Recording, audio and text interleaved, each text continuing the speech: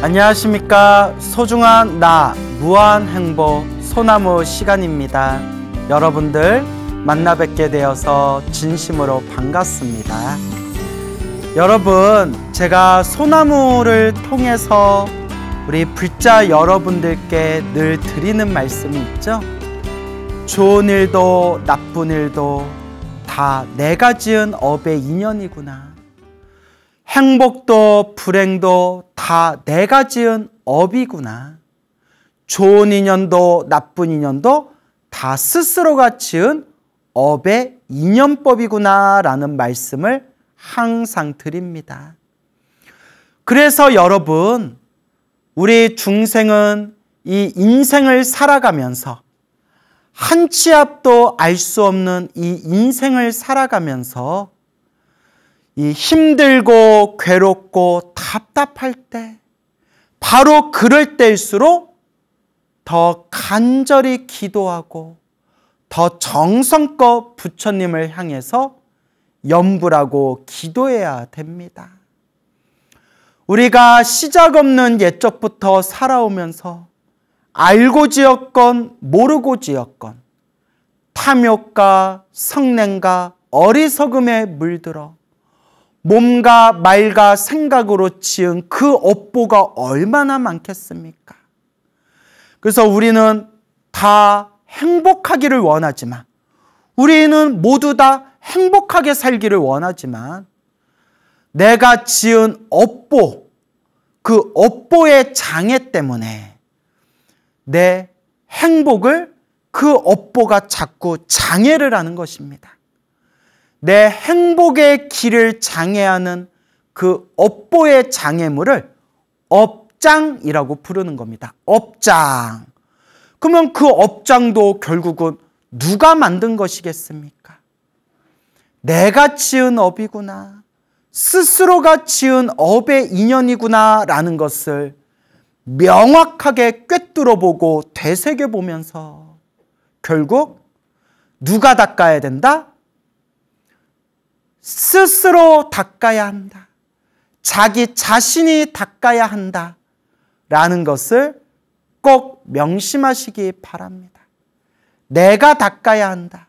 스스로가 닦아야 한다. 라는 것을 반드시 명심하셔야 됩니다. 불심이 약한 불자들, 절에는 오래 다녔지만 지혜가 없는 불자들은 힘들고 괴롭고 답답할 때일수록 부처님의 바른 법에 의지해야 된다는 생각을 놓쳐버리고 중심이 흔들리면서 괜히 엄한 거, 이상한 비법이나 비방이나 비술 같은 걸 찾으러 다닙니다. 그런 좋은 게 있었다면 부처님이 팔만대장경에서 다 말씀을 해주셨겠죠. 하지만 부처님께서 우리 중생들에게 간곡하게 말씀하시기를, 그대들이여 힘들고 괴로울 때 간절하게 불보살님의 이름을 불러라. 모든 것은 내가 지은 업의 인연이니 복과 선업과 공덕을 닦아야 한다 라고 부처님께서 팔만대장경에서 간곡하게 말씀하셨습니다. 여러분, 불자 여러분, 힘들고 괴롭고 답답할 때일수록 더욱더 간절히, 더욱더 정성스럽게 부처님께 기도하고 기도할 뿐입니다. 저 부산에 불심이 아주 깊은 보살님이 계십니다. 부산에 불심이 아주 깊으신 보살님이 계시는데 지금 연세가 이제 70을 코앞에 바라보고 계시는, 이제 70이 다 되신 그런 이제 보살님이 계십니다. 그 보살님께서는 젊었을 때부터 절에를 열심히 다녔고 절에서 봉사활동도 열심히 하셨고 기도도 꾸준히 하셨고 또 방생법회도 많이 참석을 하셨다고 합니다. 그렇게 불심이 깊으신 불자님이 계시는데 이 보살님께서 몇 년 전부터 막 다리가 아파오더랍니다. 막 다리가 아파오더래요. 그러더니 점점 그 다리가, 양쪽 다리가 막 혈관이 막 부풀어 오르더래요. 혈관이 막 부풀어 오르면서 요 근래 2년 전부터 뭐 온몸에 경기를 일으키며 온몸에 자지러질 정도로 막 다리에 통증이 왔답니다. 너무나 고통스러웠대요. 엄청 아프더래요. 큰 병원에 다니고 약도 먹고 치료도 받고 유명하다는 병원도 다녀봤지만 그때 잠깐 살짝 효과만 있을 뿐 그렇게 전혀 차도가 없었다고 합니다. 너무 아프더래요. 다리가 너무 아파가지고 다리가 막 통증이 밀려올 때에는 일상생활이 불가능할 정도였고 막 잠을 자다가 밤에 잠자다가 갑자기 통증이 밀려오면 아이고 하고 막 비명을 지르면서 잠에서 깼답니다. 너무 아파가지고. 그러면 옆에서 누워 계시는 남편 되는 거사님이 깜짝 놀라서 깨어가지고 막 몇십 분씩 다리를 꾹꾹 주물러줘야 겨우 다리가 뻣뻣하게 굳어서 아파온 다리가 겨우 다리가 좀 풀릴 정도였고 그렇게 요 근래 2년 동안 다리 통증이 이루 헤아릴 수 없을 정도로 너무나 고통스럽고 너무나 괴로웠다고 합니다. 근데 병원에서 또 의사가 하는 말이 요 다리가 이렇게 아프고 혈관이 부푸는 게 심장 혈관하고도 이게 다 연결이 된 건데 이게 혈관, 심장에 좀 문제가 있는 것 같다. 혈관, 심장에 이 혈액순환에도 문제가 생겼기 때문에 갑자기 호련히 돌연사일 수가 있으니까 돌연사 갑자기 옥 하고 이제 쓰러져서 세상을 떠날 수가 있으니까 각별하게 신경 써야 된다, 각별하게 신경 써야 된다라는 그런 무서운 이야기까지 들었다고 합니다. 그래도 이 보살님이 불자는 불자예요. 이 불자님이 우리 광우 스님의 소나무 완전 찐팬이시래요. 아마 지금 이 방송을 지금 이 순간 보고 계실지도 모르겠네요. 이 소나무의 완전 찐팬이신데 또 절에 다니면서 스님들 법문도 많이 들으시고 불교 공부도 하시고 우리 소나무도 오랫동안 많이 찐팬으로서 소나무를 시청해 오셨기 때문에 그래도 마음에 딱 이런 생각이 들더래요. 이것도 내 업인가 보구나. 내가 전생에 지은 나의 업보인가 보구나. 내가 닦아야 되겠구나. 내가 닦아야 되겠구나 하면서 꾸준히 기도를 하셨다고 합니다. 그 아프신 가운데에서도 집안일 하면서 가정일을 하면서 시간 낼 때마다 그래도 조금씩이라도 틈틈이 기도를 하셨는데 이 보살님이 말년에 원력이 있으셨대요. 원력, 기도 원력이 있으셨는데 그게 뭐냐? 금강경, 금강바냐 바라밀경을 100번을 사경하는 게 원력이시래. 100번을 사경하는 게. 그래서 시간 낼 때마다 금강경을 100번을 사경하는 걸 목표로 틈틈이 시간이 없으면 하루에 한두 장이라도 시간이 많으면 하루에 막 몇 장씩 사경하다가 금강경 10번을 사경하셨대요. 금강경 10권을 사경을 하셨답니다. 그래서 작년 말 정도에 금강경 10권을 딱 사경하고 나서 잠깐 숨 돌리고 좀 쉬셨대요. 딱 10권까지 딱 회양을 하고 이제 또 재충전을 하는 그런 마음으로 잠깐 숨을 돌리고 잠깐 좀 쉬셨는데 그때 광우 스님의 소나무에서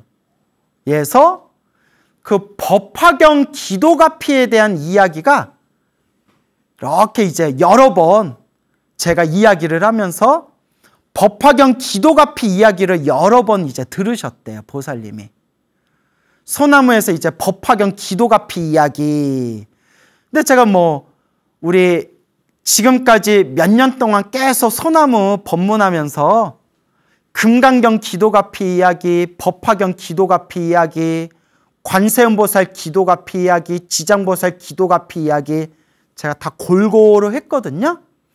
근데 제가 또 한동안 법화경 기도가피 이야기를 여러 번 했었어요. 그 보살님의 소나무를 듣다가 문득 나도 법화경 기도 한번 해봐야 되겠다라는 생각이 그냥 딱 들더래요. 법화경 기도 한번 해봐야 되겠다 하는데 그 순간에 저 책장에, 책이 꽂혀있는 책장에 몇 년 전에 불교 서점에서 사놓고 한 번도 펼쳐보지 않고 책장에 고스란히 책장에 꽂아놓고 모셔두었던 우리말로 번역된 한글 법화경이 딱 책장에 눈에 딱 꽂히시더래요.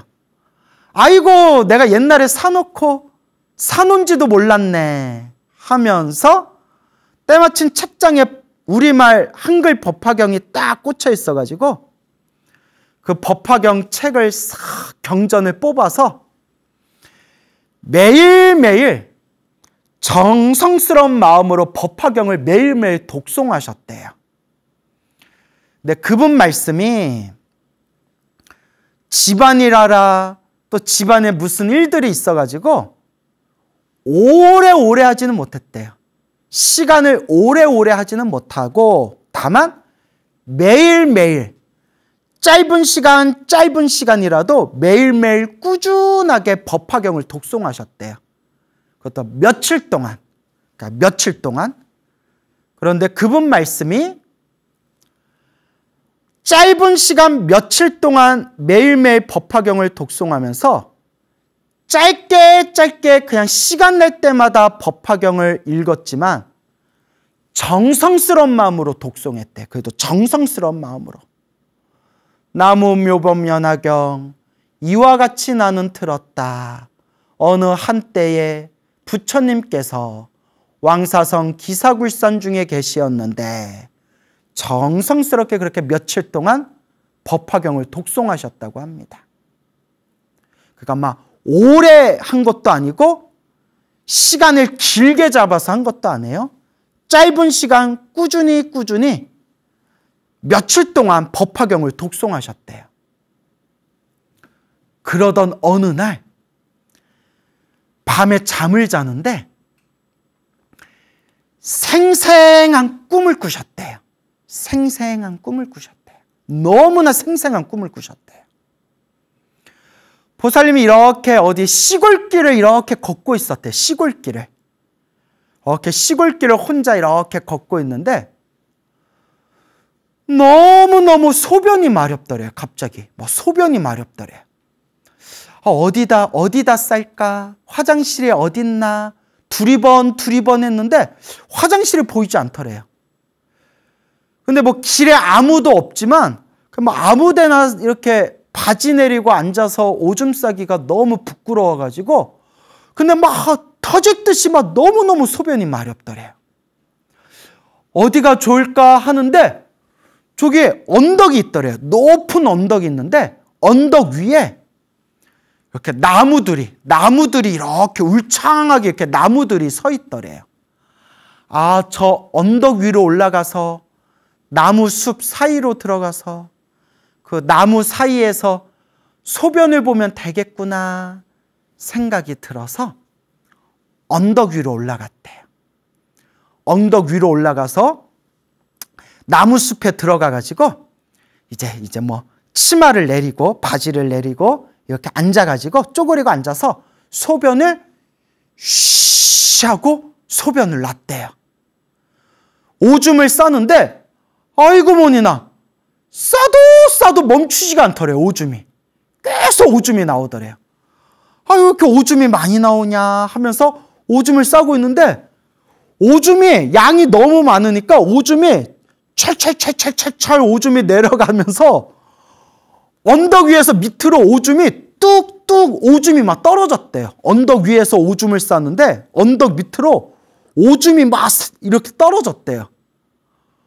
너무 오줌을 많이 싸다 보니까 오줌이 줄줄줄줄줄줄 흘러내려와서 언덕 위에서 언덕 밑으로 오줌이 막 떨어지는데, 아이고 머니나, 왜 언덕 밑으로 지나가는 남자 머리 위에 오줌이 맞더래. 오줌을 맞았대요. 막 남자가 뭐 오줌을 맞으니까, 야 이거 뭐야, 오줌이잖아, 그거 누구시오? 막 이러더래 남자가.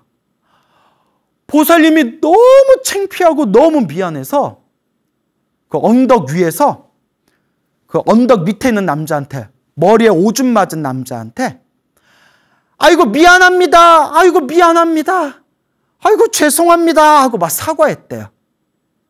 그러니까 남자가 거기서 오줌 싸고 계셨군요 하면서 남자가 언덕 위로 올라오더래요. 남자가 딱 올라오더니 이제 막 보살님이 남자한테 미안합니다, 아이고 미안합니다 하고 사과하는데, 그 남자가 보살님이 딱 보더니, 아이고 왜 그런 걸 몸에 달고 계십니까? 왜 그런 걸 몸에 주렁주렁 달고 있습니까? 이러더래요. 여러분, 그 남자가, 오줌 맞은 남자가 보살님한테 왜 그런 걸 달고 계십니까? 몸에 왜 그런 걸 달고 있습니까? 하더니 제가 빼드리겠습니다 이러더래요. 제가 빼드리겠습니다 하더니 다짜고짜 보살님을 땅바닥에 이렇게 눕히더니 보살님 다리를 붙들고 막 끙끙거리면서 뭘 이렇게 다리에서 뭘 이렇게 뽑아내는 느낌이 들더래요. 뭘 막 뽑는 느낌이 들더래요. 막 여기에 막 다리에 막 끈적끈적한 무슨 고무덩어리 같은 걸 막 이렇게 막 뽑아내는 느낌이 생생하게 들더래요. 그러면서 남자가, 아이고 왜 이렇게 안 떨어지냐, 아이고 왜 이렇게 안 떨어지냐, 왜 이렇게 잘 안 떨어지냐, 이렇게 막 힘들어하면서, 남자가 막 힘겨워하면서 다리에서 막 끈적끈적한 고무덩어리 같은 걸 막 질척질척거리는 걸 막 이렇게 땡기고 뽑는 느낌이 들더래요. 그러니까 이렇게 자빠져서 이렇게 누워있는 이 보살님이, 아니 지금 이 남자가 뭐 하는 건가 싶어가지고 누운 상태에서 이렇게 자기 다리 쪽을 이렇게 봤더니 온몸에 소름이 쫙 끼치더래요. 보살님 양쪽 다리에 우글우글 바글바글 하얀 뱀 있죠, 흰뱀, 하얀 뱀이랑 막 하얀 실뱀이랑 지렁이랑 막 하얀 애벌레 같은 게 양쪽 다리에 막 덕지덕지 그냥 바글바글 그냥 양다리에 막 하얀 뱀이랑 하얀 막 실뱀, 하얀 지렁이, 하얀 애벌레 같은 게 막 득실득실 거리더래요. 막 득실득실 거리더래요. 온몸에 막 소름이 끼칠 정도로. 그거 막 뱀들이, 지렁이 벌레들이 막 안 떨어지려고 막 꿈틀꿈틀 되는 걸 그 남자가 막 힘겹게 막 힘들어 하면서 그걸 막 뽑아내고 있더래요. 막 뽑아내고 있더래요, 그걸. 상상만 해도 소름 끼치네요. 그때 어디선가 웬 여자가 나타났대요. 웬 여자가 딱 나타나면서, 여기 우리 집인데 뭐 하시는 거예요? 하고 물어보더래요. 내가 여기 주인인데 지금 뭐 하고 계시는 거예요?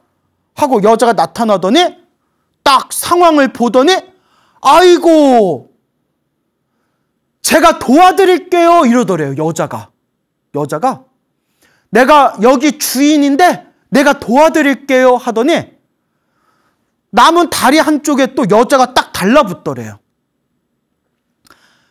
보살님은 이렇게 누워있고 남자는 한쪽 다리에서 막 그 하얀 뱀과 그 실뱀, 지렁이, 벌레를 막 뽑아내고 있고, 또 한쪽 다리는 여기 주인이라고 말하는 여자가 한쪽 다리에 또 붙어가지고 막 그걸 막 힘겹게 막 뽑아내더래요. 뽑아내는데 그 느낌이 생생하더래. 막 뽑히지 않으려고 바둥바둥거리는 그 끈적끈적한 느낌이 생생하더래요. 한참을 막 남자와 여자가 막 힘들어하면서 막 뽑아내더니 아, 이제 됐다 이러더래요. 자, 이제 됐습니다 라고 하는 순간 정신을 딱 차려봤으니까 한바탕 생생한 꿈인 거예요. 너무나 생생한데 놀라운 게 그 꿈을 꿨는데 다리가 얼얼하더래요. 다리가 정말 막 다리가 막 뭐가 뽑혀나간 느낌처럼 막 다리가 막 욱신욱신 막 근육통 있죠. 막 무슨 근육통처럼 꿈을 꿨는데 다리가 실제로 양쪽 다리가 얼얼하고 다리가 막 욱신욱신거리더래요. 희한하다. 그렇게 3, 4일 동안 다리가 욱신욱신거리는 그 느낌이 3, 4일 동안 지속되더래요. 너무나 생생했대요. 너무나 생생한 꿈이었는데 여러분, 우리 소나무 애청자 여러분, 이제 그 뒷이야기는 다들 눈치채셨죠? 그 꿈을 꾼 이후로 그토록 지독하게 아팠던 다리 통증이 흔적도 없이 사라졌대요. 완전히 사라졌대요. 그냥 완치가 됐대요. 보살님도 긴가민가해서 며칠을 더 한번 관찰해보자, 한 며칠 동안 한번 지켜보자 했는데 며칠이 지나고 한 달이 지나고 두 달이 지나도 그 꿈 꾸고 난 뒤에 지독하게 다리 아팠던 통증이 흔적도 없이 사라졌대요. 그런데 더 놀라고 더 충격받은 게 옆에서 같이 자고 있던 남편, 거사님이 더 놀라셨대요. 왜냐? 거사님은 그 1, 2년 동안 당신의 사랑하는 아내가 막 자다가도 막 경기를 일으키고 비명을 지르면서 막 다리 아파하던 그 모습을 옆에서 1, 2년 동안 다 지켜봤잖아요. 그리고 막 옆에서 막 몇십 분 동안 자다가도 일어나서 다리 주물러주고 남편이신 거사님이 그걸 다 목격하고 그걸 다 지켜봤잖아요. 그토록 힘들어했던 자기 마누라가 그 다리의 질병이 흔적도 없이 사라진 걸 보고 거사님이 놀라셨대요. 아니 이럴 수가. 아니 어떻게 이럴 수가. 그래서 이 남편 되는 거사님이 당신 부인 되시는 당신 와이프가 절에 다니고 봉사하고 기도하는 것은 항상 뒤에서 응원해 주셨지만 본인은 절에 안 다니셨대요. 그게 본인은 그렇게 뭐 절에 부처님의 가르침에 관심이 없었는데 그나마 그 남편 되는 거사님이 그나마 유일하게 보는 게 광우스님의 소나무였대요. 예, 아유 고맙습니다. 예, 그나마 소나무가 재밌다고 그나마 소나무는 좀 보셨대요. 그랬던 분이 충격을 받으신 거예요. 야, 아니 어떻게 이럴 수가. 그러니까 남편 되는 거사님이 그때 느껴진 바가 있었대요. 아, 부처님 가르침이 정말 뭔가 있기는 있나 보구나. 정말 뭔가 있기는 있구나. 라는 생각이 딱 드시더니 그날부터 마음에 느껴진 바가 있으셔서 불교 공부를 시작하셨대요. 진지하게 불교 공부를 시작하셨대요. 와, 이게 포교죠. 여러분, 내 남편, 내 가족, 내 자식 포교하는 게 제일 힘들어요. 이게 포교죠. 그래서 그토록 지독하게 아팠던 다리의 그 통증이 그 꿈을 꾸고 난 뒤에, 생생한 꿈을 꾸고 난 뒤에 몽중가피, 여러분, 몽중가피, 꿈에서 그 가피를 받은 뒤에 그토록 아팠던 다리 통증이 싹 다 사라졌는데, 요 이야기를, 지금 제가 들려드린 이 이야기를 그 부산에 계신 보살님의 따님이, 젊은 따님이, 절에 다니는 젊은 따님이 저한테 직접 해주신 이야기예요. 스님, 저희 어머니가 가피 받으셨어요 하면서 저한테 직접 들려주신 얘기인데, 이제 뒷얘기가, 그 따님이 올해 설날, 새해 설날에 부산 친정집에 갔어요. 그 이제 엄마 아빠 만나고 엄마한테, 엄마 지금도 다리 안 아파? 지금도 다리 괜찮아? 라고 엄마한테 물어보니까 어머님이 눈에 눈물이 그렁그렁 하면서 안 아프다, 완전히 낫다, 부처님 가피 덕분에 내가 살았다, 이 은혜를 어떻게 갚을 수 있을까? 내가 이 은혜를 어찌 갚아야 될까? 부처님의 이 은혜 내가 어떻게 갚으며 살아야 할까? 하면서 어머니가 너무 감동하시면서 눈에 막 눈물을 막 뚝뚝 흘리셨대. 막 어머니도 막 눈물 흘리시고, 엄마가 우니까 딸도 괜히 막 눈물 막 뚝뚝 흐르고, 엄마하고 딸이 우니까 옆에 있는 아버지도 막 코가 시큰거리고, 하늘도 막 울고, 땅도 울고, 막 이제 봄이니까 막 깨구락지도 울고, 막 엄마가 막 울더래요. 너무 부처님께 감사하다고, 너무 이 부처님 은혜를 어떻게 갚아야 되겠냐고. 그렇게 어머니의 말씀을 그 따님이 저한테 직접 전해주셨습니다.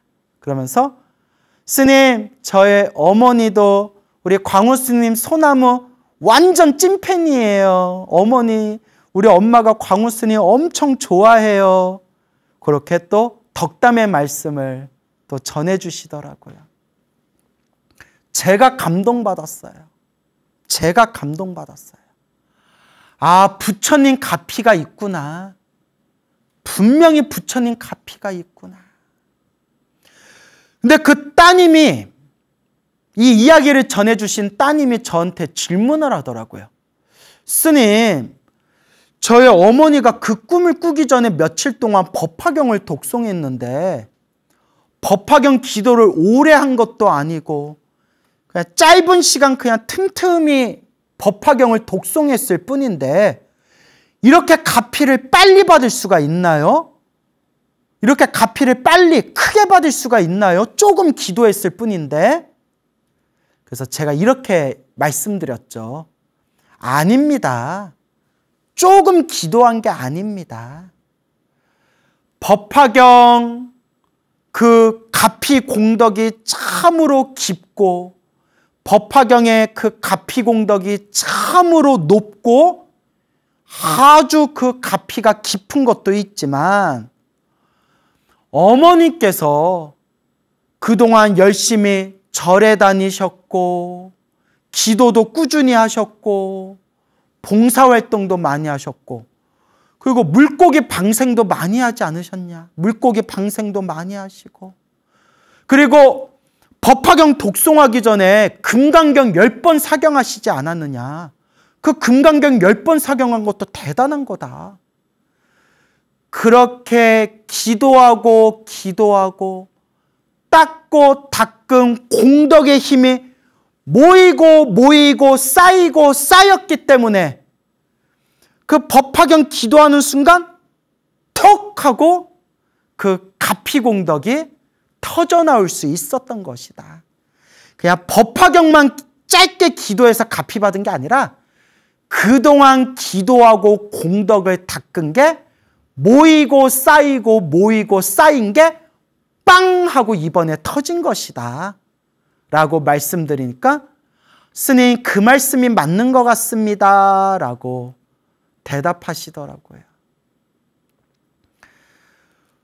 절에 열심히 다니는 사람도, 부처님께 기도를 많이 한 사람도 이렇게 심하게 몸이 아플 때가 있어요.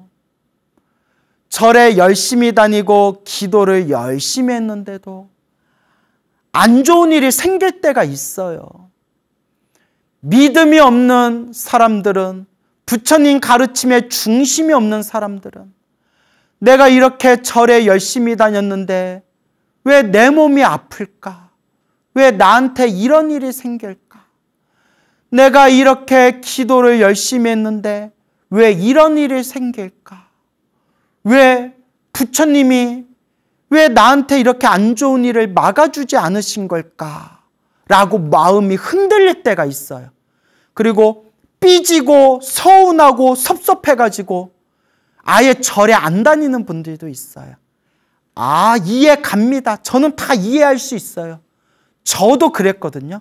저도 어린 시절에 그랬거든요. 그렇지만 여러분, 우리는 이제 부처님 인과법에 믿음을 세우셔야 됩니다. 부처님 인연법에 대해 바른 지혜를 깨우치셔야 합니다. 절에 열심히 다니고 기도를 열심히 해도 나쁜 일이 생길 때는 나쁜 일이 생길더라. 절에 열심히 다니고 기도를 열심히 해도 몸이 아플 때는 몸이 아프더라. 다만 크게 받을 업보를 작게 받는 것이다. 내가 과거 전생에 지었던 크게 지은 그 업보를 그나마 이번 생 내가 절에 다니면서 기도하면서 염불하면서 닦고 닦았기 때문에 크게 받을 업보를 작게 받는 것이구나 라는 것을 마음에 명심하셔야 됩니다, 여러분. 어느 불자님께 들은 이야기예요. 어느 노보살님이 계시는데 그 노보살님께서 지난 과거에 암투병 때문에 엄청나게 고생을 하셨대요. 몸에 암이 막 전이가 되면서 암투병으로 몇 년 동안 고생을 하셨는데 그냥 대형 수술만, 큰 수술만 10번을 넘게 하셨대요. 큰 수술만. 사람이 그렇게 큰 수술 한두 번만 해도 사람이 막 탈진해 버리는데 그 몇 년 동안 정말 막 목숨이 달린 큰 수술을 10번을 넘게 하셨대요. 정말 다른 사람 같았으면 벌써 목숨이 끊어져도 몇 번은 다 했을 거라고. 그랬던 그분이 그래, 죽을 때 죽더라도 기도하다 죽자. 죽을 때 죽더라도 기도하다 죽자. 몸이 아프거나 말거나 날씨가 좋거나 안 좋거나 컨디션이 좋거나 안 좋거나 늘 매일 틈틈이 법화경을 사경하셨대요. 거의 하루도 안 빠뜨리고 하루에 한 장, 하루에 2장을 사경하더라도 매일매일 법화경을 사경하셔서 지금 법화경 통째로 법화경을 사경하신 게 50번이 넘으신데 50번. 법화경을 통째로 50번 넘게 사경을 하셨는데 의사가 이런 말을 하더래요. 기적입니다. 암 진행이 멈췄습니다. 이러더래요. 암이 막 전이 되고 수술하고 했는데 암이 지금 계속 진행이 멈춰 있습니다. 이러더래요. 의사가 깜짝 놀라더래요. 암의 진행이 멈췄습니다. 그래서 그 노보살님이 몇 년째 암이 지금 완전히 사라진 건 아니지만 그냥 암의 진행이 지금 멈춘 상태에서 일상생활하는데 아무 문제 없이 지금 그렇게 몇 년 동안 지금 편안한 마음으로 지금 지내고 계신다고 합니다.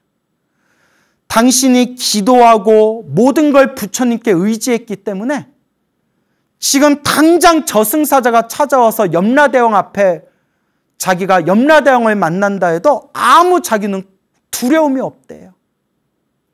그러면서 내가 이제 몇 개월도 못 살 거다. 이제 얼마 남지 않았다라고 시한부 선고까지 받았던 자기가 이렇게 몇 년이 훨씬 넘었는데도 지금 건강한 몸으로 이렇게 자기가 활동할 수 있는 게 다 부처님 가피의 힘이다. 그래서 지금도 부처님 은혜 갚는 마음으로 꾸준히 사찰에 가서 봉사활동 하시면서 지금도 법화경을 사경하고 계신다는 그런 불자님이 계시다는 이야기를 제가 듣게 되었습니다. 여러분, 감동입니다. 부처님의 가피는 감동 그 자체입니다. 여러분, 좋은 일이 생겨도 그만이요. 나쁜 일이 생겨도 그만이요.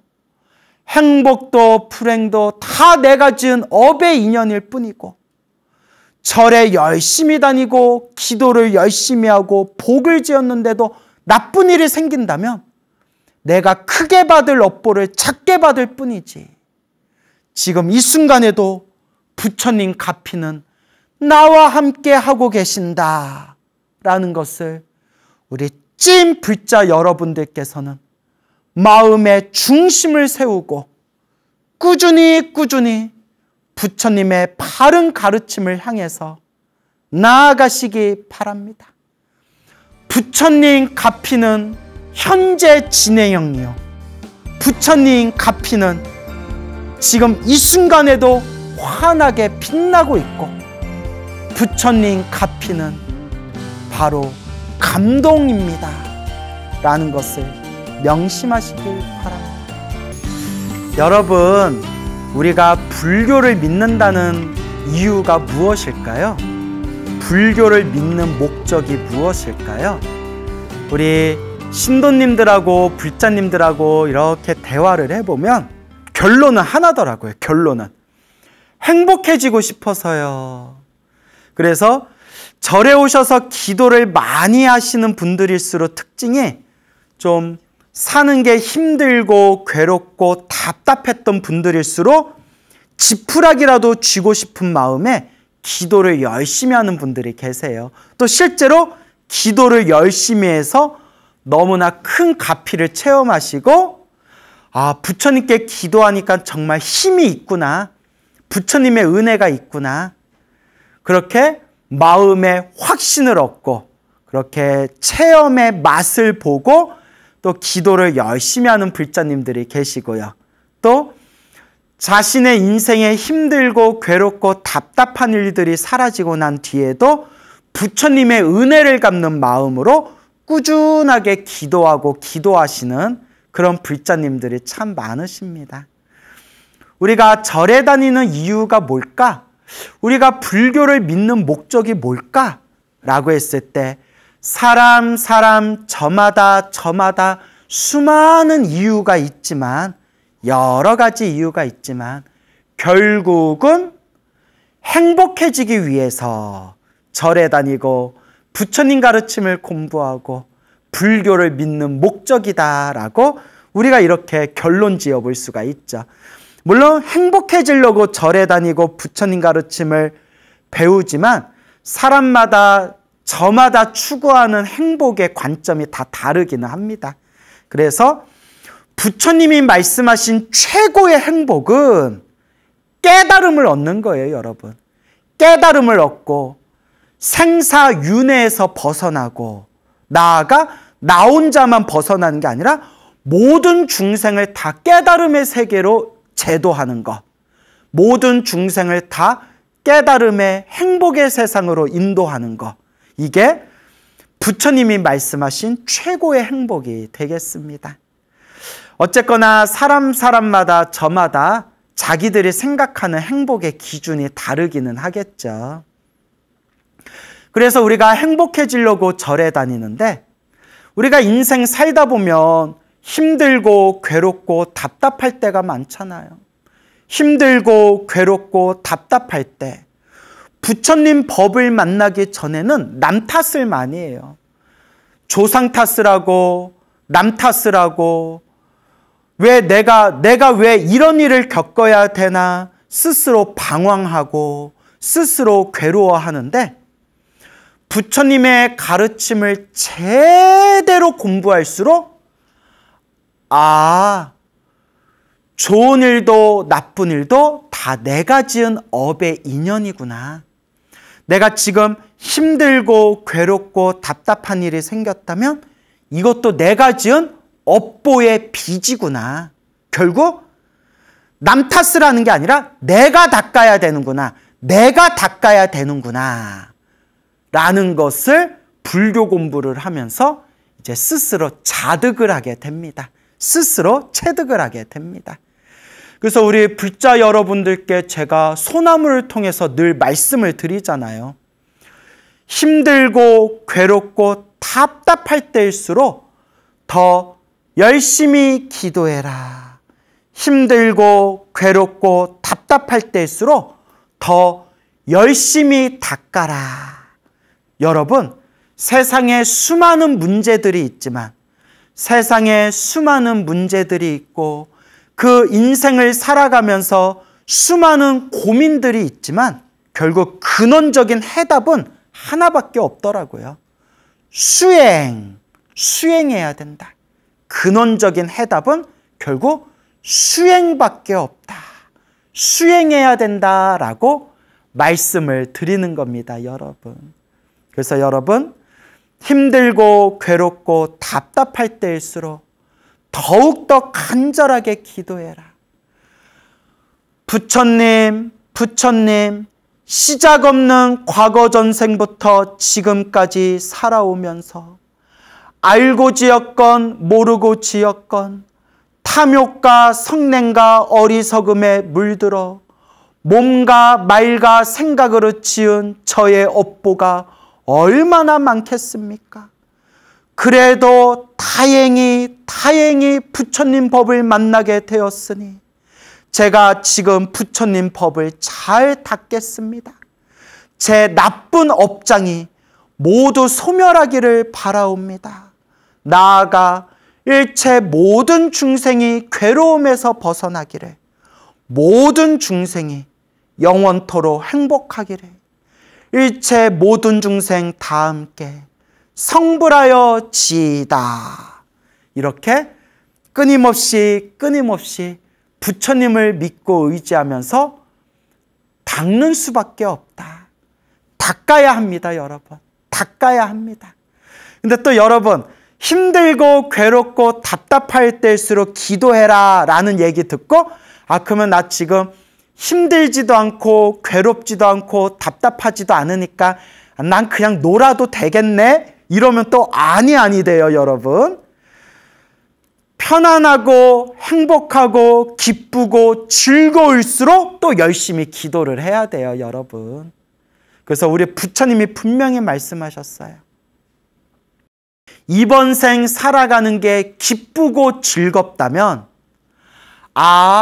내가 전생에 선업을 많이 짓고 공덕을 많이 닦아서 이번 생에 좋은 인연으로 내가 이번 생 이렇게 기쁘고 즐겁게 살아가는구나. 그러니 이번 생 더 열심히 복을 짓고 선업을 짓고 공덕을 닦아야 되겠구나 라고 마음을 일으키고, 인생을 살아가면서 힘들고 괴롭고 답답할 때일수록 내가 과거 전생에 너무나 박복하게 살았고 빚을 많이 짓고 나쁜 인연을 많이 지어서 이번 생 이렇게 내가 장애가 많구나. 그러니까 이번 생 내 숙제를 푸는 마음으로 숙제를 해결하고 빚을 갚는 마음으로, 내 업장을 소멸하는 마음으로 이번 생 잘 닦아야 되겠구나, 이렇게 마음을 일으켜야 된다.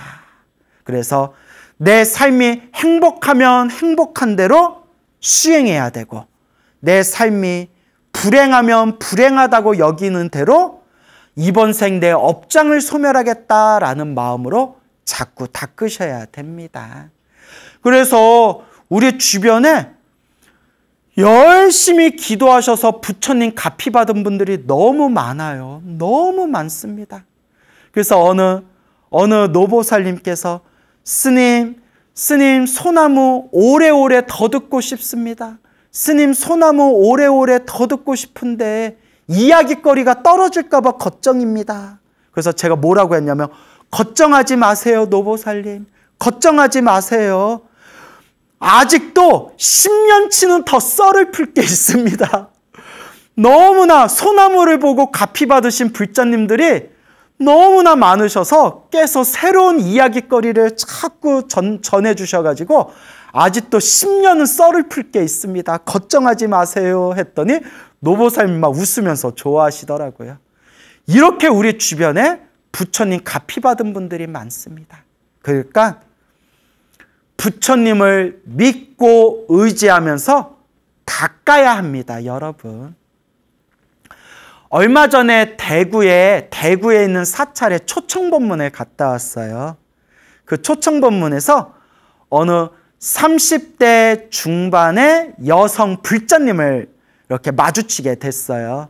그 절에서 30대 중반의 이 여성 불자님께서 스님, 저 광우 스님 소나무 완전 찐팬이에요. 완전 광팬이에요. 하면서 너무 좋아하시더라고요. 그러면서 놀라운 얘기를 해주셨어요. 스님, 저 가피 받았어요. 저 가피 받은 것 같아요. 왜요? 왜요, 보살님? 했더니 그 불자님 말씀이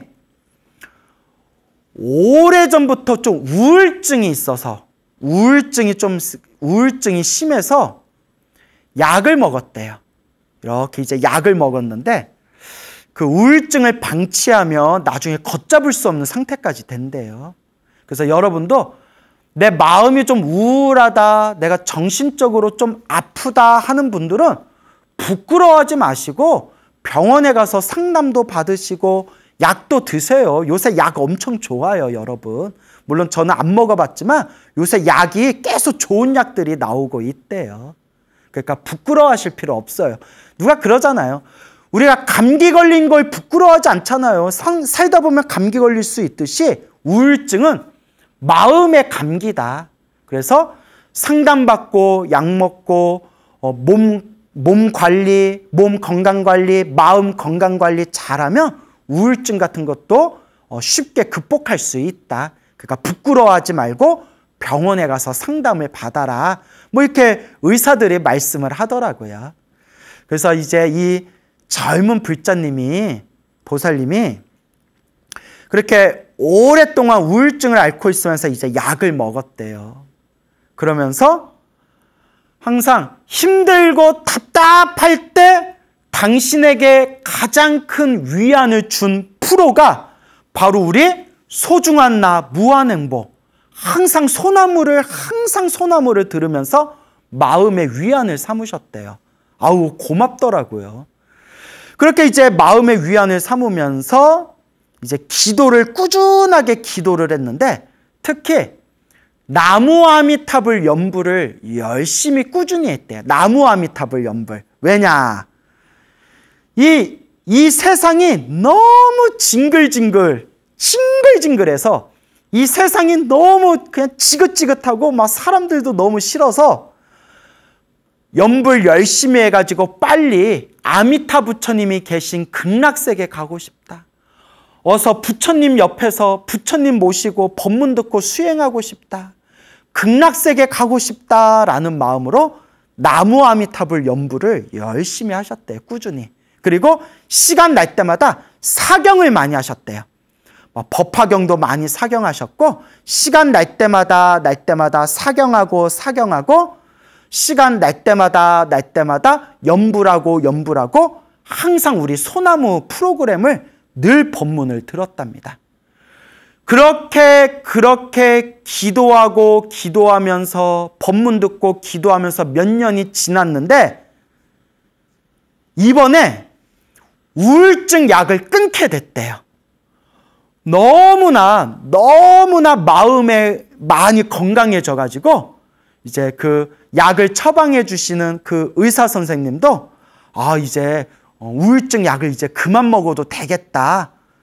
나중에 또 마음에 또 우울증이 일어나면 그때 먹더라도 이제 그만 먹어도 되겠다. 우울증 약을 그만 먹고 끊을 정도로 마음의 상태가 너무 좋아졌대요. 그래서 스님 사실 우울증 약 먹으면 자꾸 졸리고 좀 멍하고 그런데 이제 마음이 너무 편안해지고 마음의 상태가 너무 좋아져서 이번에 우울증 약을 끊게 됐어요. 다 부처님 갚인 것 같아요 해서 제가 와 훌륭하다. 너무나 다행이다. 훌륭하다. 우리 불자님이 열심히 잘 닦아서 그렇게 갚이도 받은 거다. 이제 이렇게 덕담을 해드렸죠. 그리고 제가 이렇게 질문을 했어요.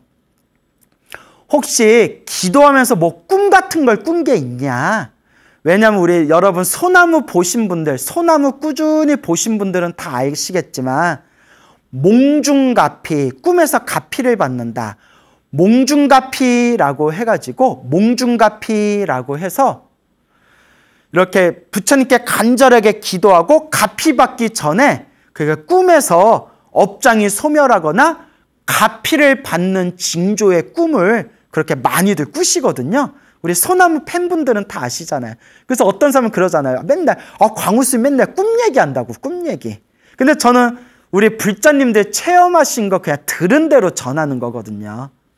그래서 꿈 같은 거 꾼 거 있어요 했더니 글쎄요 딱히 꿈을 꿨다 잘 모르겠어요 이러시더라고요. 그래서 꿈 안 꿔도 상관없어요. 꿈을 안 꿔도 기도하면 다 부처님 가피가 있는 거예요.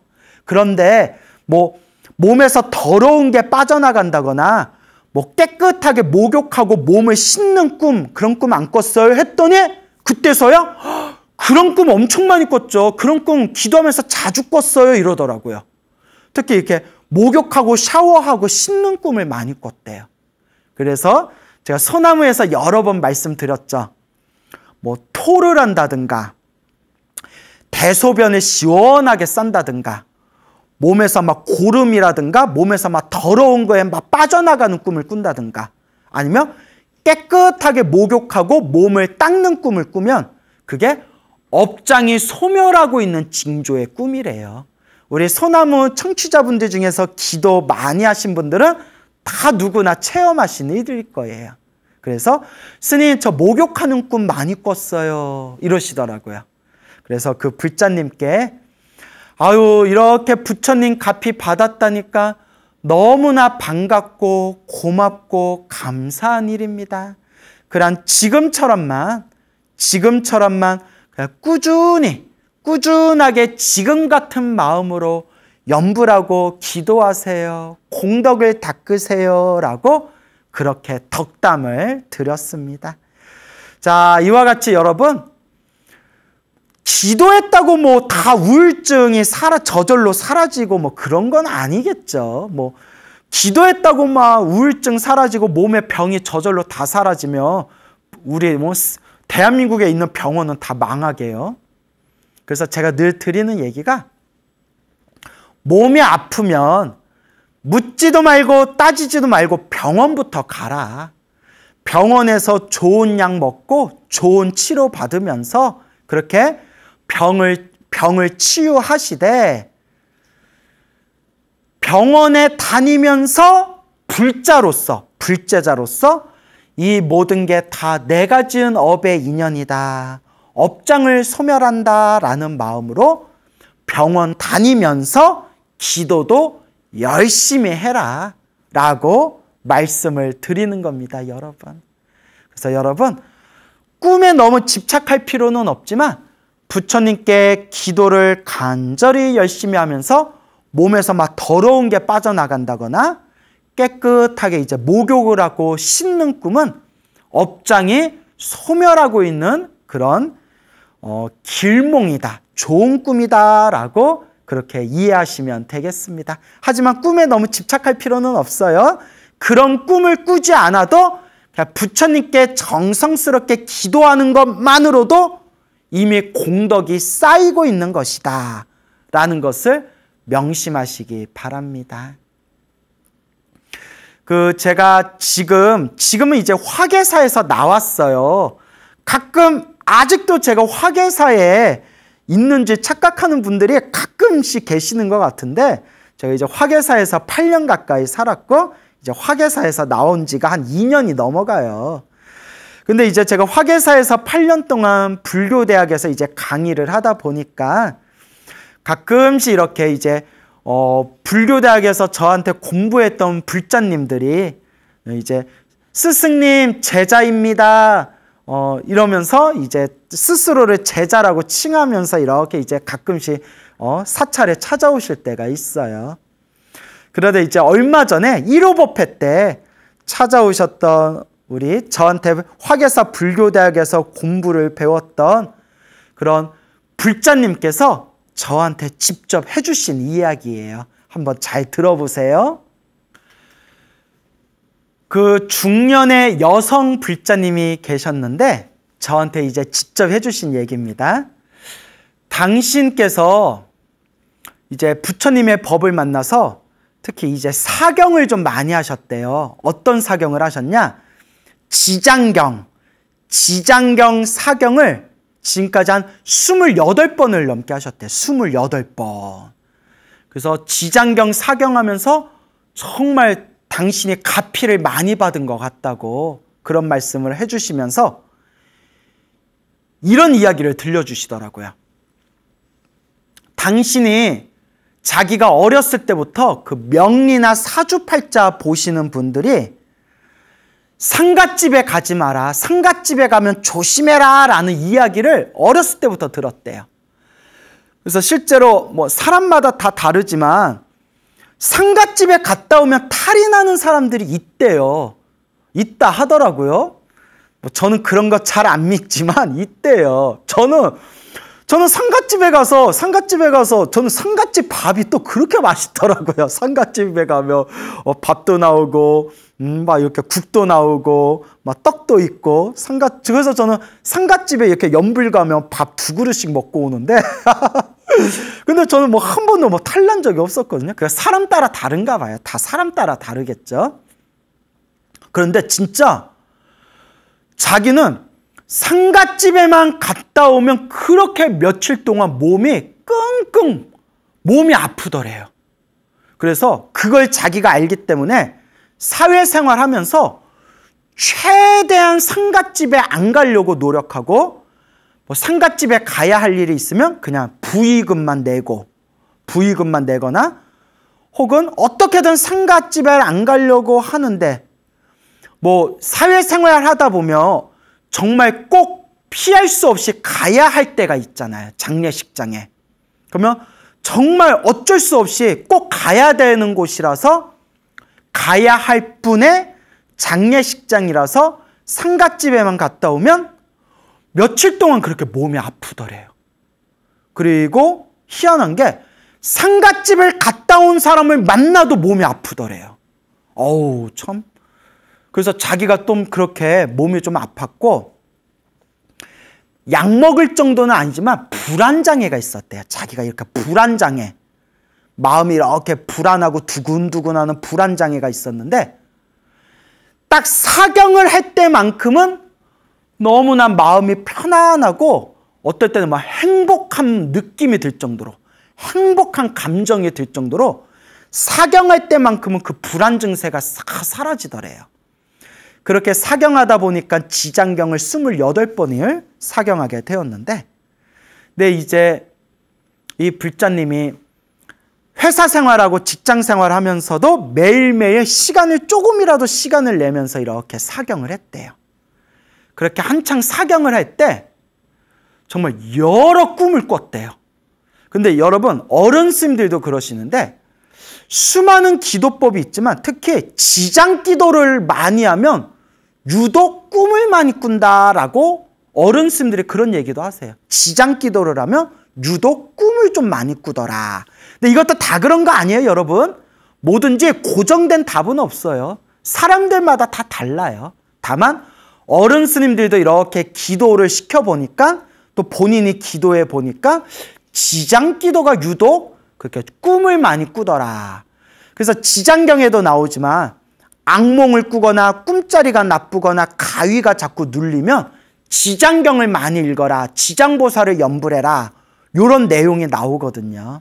그 실제로 제 주변에도 효과 보신 분들이 엄청 많고요.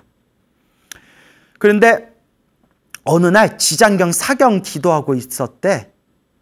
생생한 꿈을 꿨대요. 꿈속에 이렇게 꿈속에 생생하게 수많은 묘지가 보이더래요. 묘지, 비석이 보이더래요. 비석.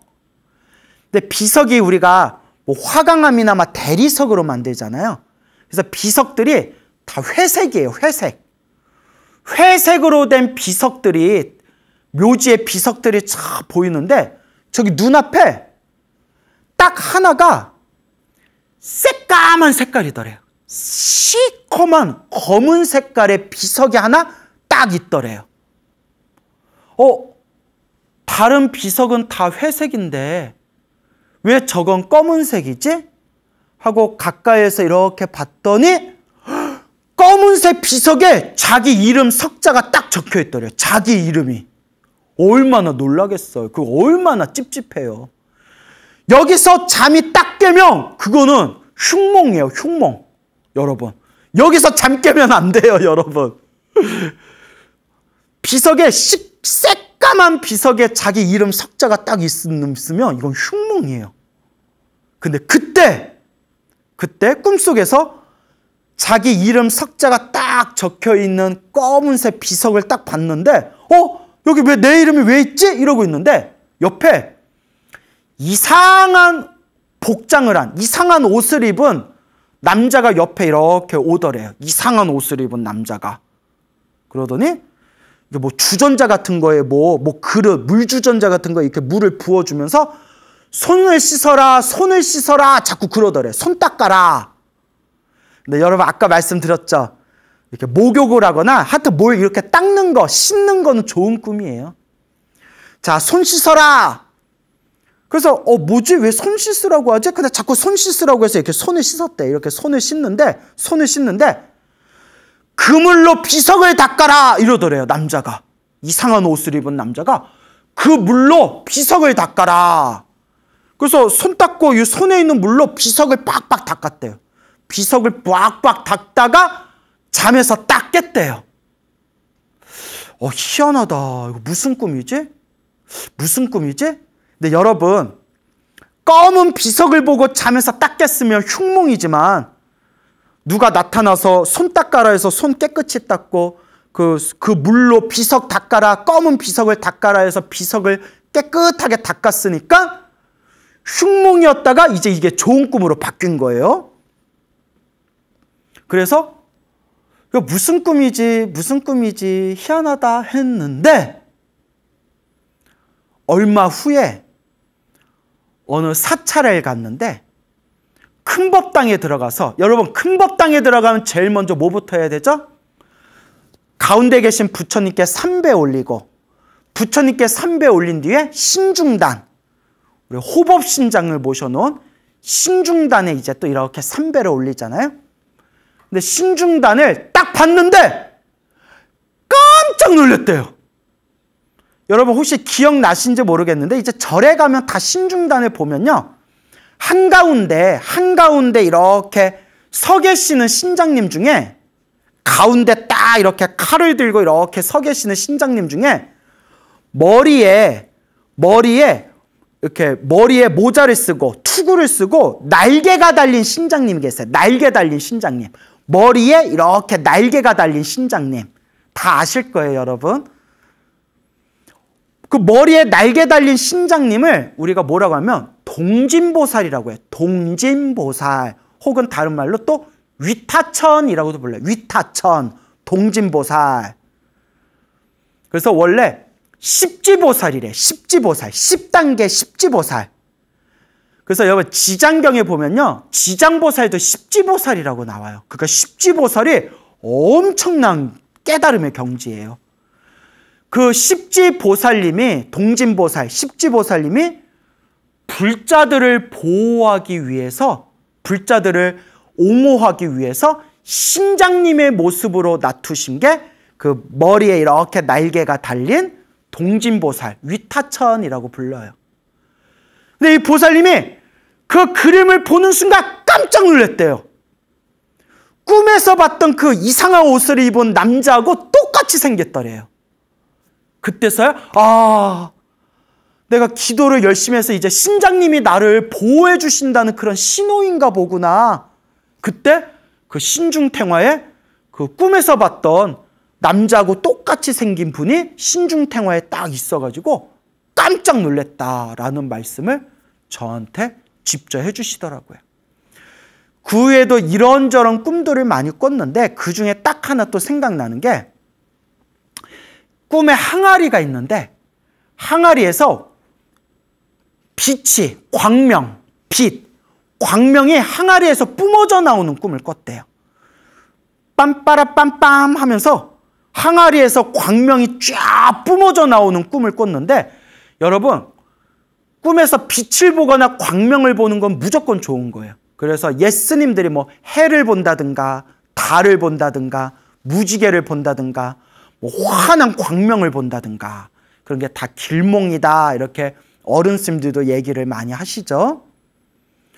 그래서 희한하다 희한하다 그 꿈에서 깨고 나서 희한하다 했는데 그 불자님 말씀이 그렇게 꾸준히 사경을 하면서 정말 몸과 마음이 많이 편안해졌대요. 그리고 지금 생각해 보면 그 당시 집안에 자잘한 우환들이 있었는데 꾸준히 그렇게 지장경 사경하면서 집안에 그렇게 시끄럽고 골치 아팠던 일들이 은은하게 은근히 은은하게 그 나쁜 일들이 싹 사라지고 집안이 너무 편안해졌대요. 많이 편안해졌대요. 그러면서 스님 저는 부처님 가피를 100% 믿습니다 라고 말씀을 하시더라고요. 그리고 나중에는 이렇게 지장경 사경도 하시고 지장경 사경을 이제 멈춘 뒤에는 법화경 사경도 여러 번 하셨대요.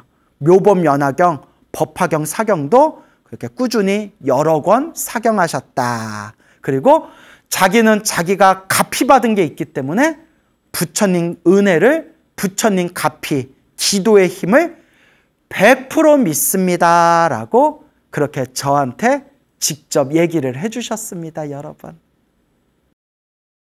그때 지금 이야기를 들려주신 우리 그 불자님하고 같이 함께 오신 도반 보살님이 계셔요. 두 분이 친한 도반인데 그 도반 보살님도 하시는 말씀이 스님 제가 기도를 본격적으로 시작한 게 스님의 소나무 듣고 제가 불교를 본격적으로 공부하고 본격적으로 기도를 시작하게 됐고 제가 스님 소나무 듣고 나서 제가 화계사 불교대학에 와가지고 스님한테 불교대학에서 강의도 배우고 강의도 듣고 불교 공부를 하게 되었습니다. 이런 말씀을 하시면서 스님 제가 꾸준히 법화경을 사경하고 있는데 법화경을 사경하게 된 것도 소나무 때문에 사경하게 된 겁니다. 아니 왜요? 자기 이렇게 운전을 하면서 이렇게 뭐 사업을 하시나 봐요. 자영업을 하시나 봐요.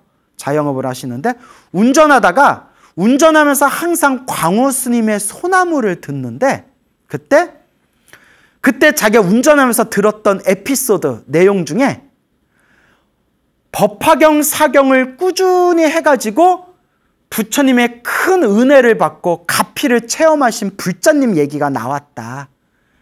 그런 이야기가 나오면서 그런데 업장이 두꺼운 중생들은 아무리 기도해라 해도 기도를 제대로 못하더라. 뭐 이런 얘기가 나왔다. 그래서 그런 얘기를 법화경 가피 이야기를 들으면서 나도 언젠가는 법화경 사경 한번 해봐야 되겠다라는 마음이 그때 딱 생겼는데 그때 인연으로 지금 이렇게 또 법화경, 사경을 뭔가 마음의 숙제처럼 여기고 법화경, 사경을 하고 있다. 이런 말씀을 하시더라고요. 그래서 제가 아이고 훌륭합니다. 아유 법화경 좋아요. 법화경 엄청 훌륭해요. 근데 그분 말씀이 스님, 제가 막 법화경도 사경하고 한창 기도할 때는 특별히 이렇게 좋은 일이 생긴다 라는 느낌이 안 들고 딱 눈에 보이는 어떤 가피라는 게 전혀 느껴지지가 않았습니다. 그냥 그럼 왜 기도하고 왜 사경을 했냐?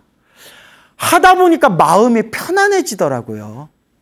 기도하고 사경하다 보니까 마음이 편안해졌지 갑자기 좋은 일이 뻥 생긴다든가 특별히 생생하게 가피를 체험한다든가 그런 거는 별로 못 느꼈습니다. 근데 그냥 마음이 편안해서 그냥 이렇게 이제 사경도 하고 기도도 했습니다. 그래서 제가 그게 진짜 가피라고. 기도하고 마음 편안해지는 게 최고의 가피라고. 아유, 제대로 기도하고 계시는 거라고.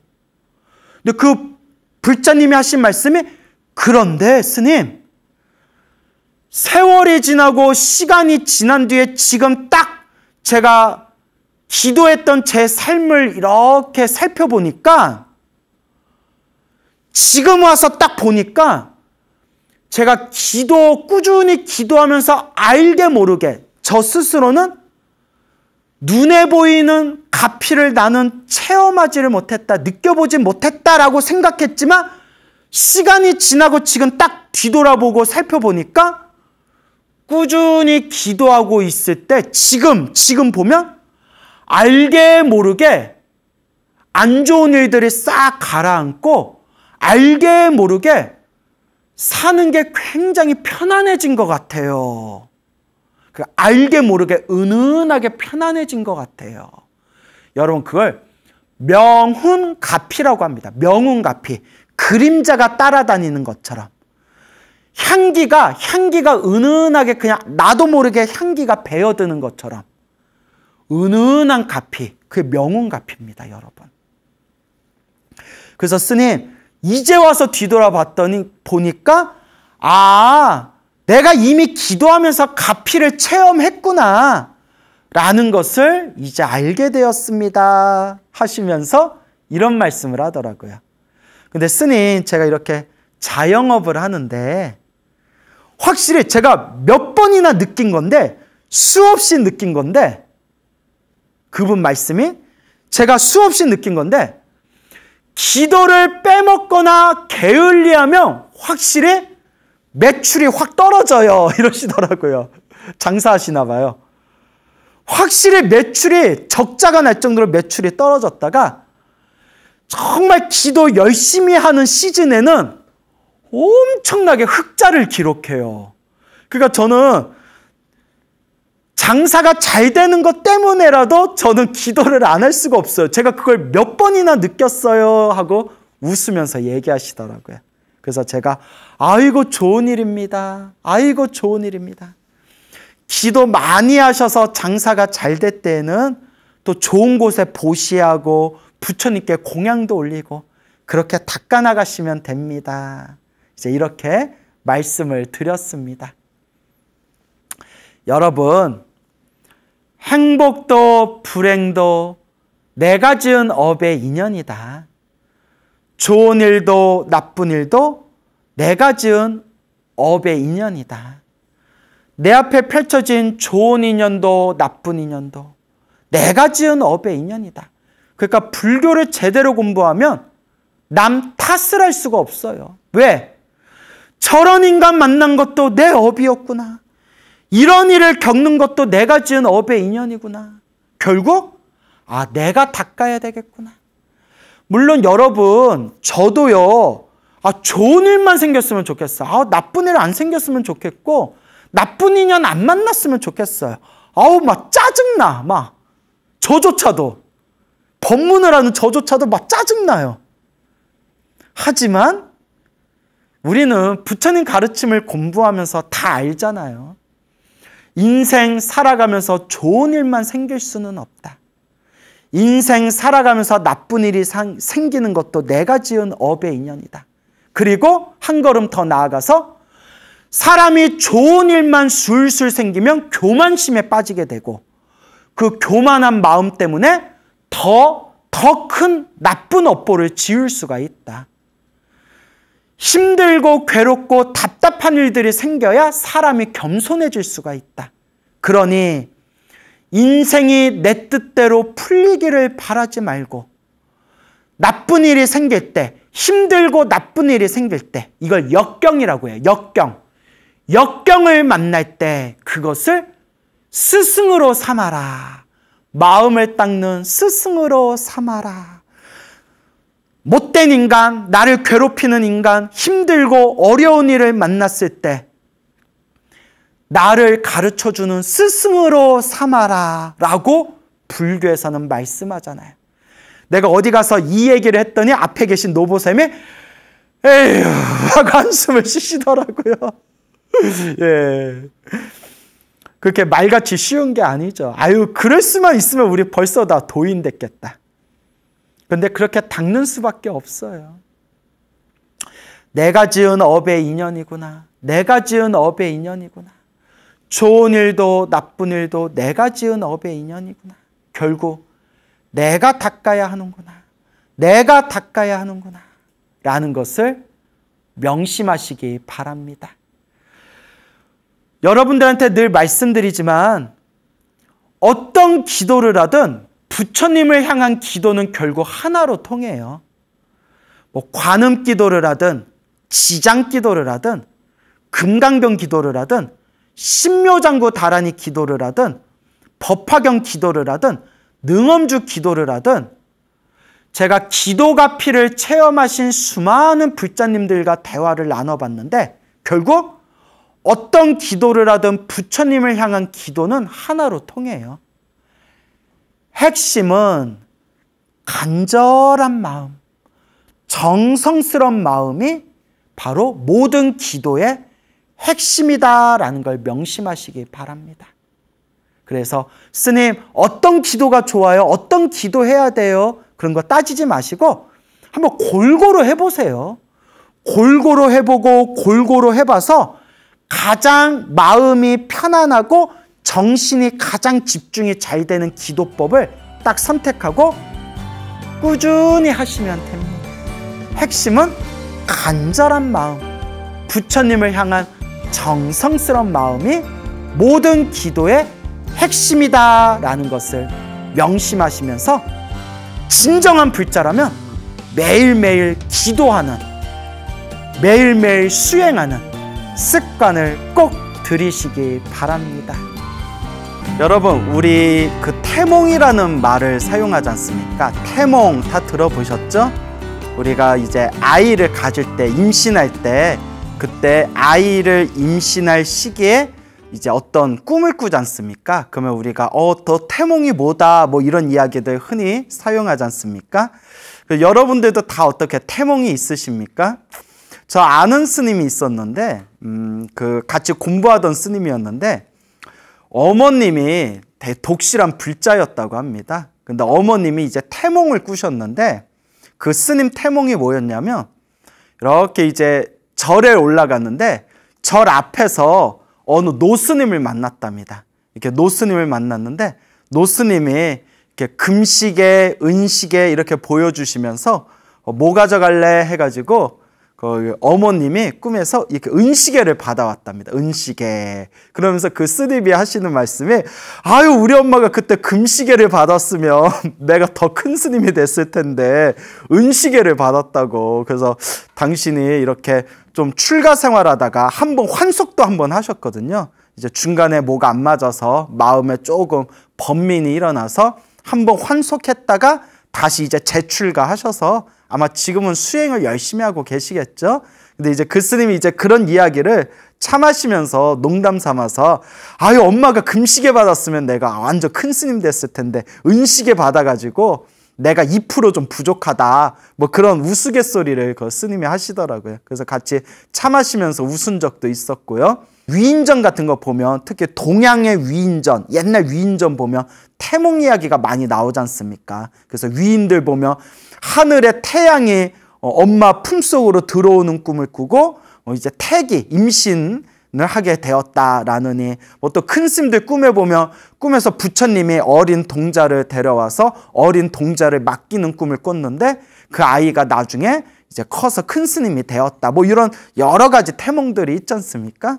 그래서 뭐 태몽이라는 게 뭐 결국 너무 집착할 필요는 없지만 그냥 우리 동양인들, 우리 한국인들에게는 그런 태몽이라는 어떤 그런 꿈에 대한 징조, 그 꿈에 대한 어떤 메시지, 이런 것을 조금 우리 한국인들은 뭔가 의미를 부여하는 그런 경향이 있는 것 같습니다.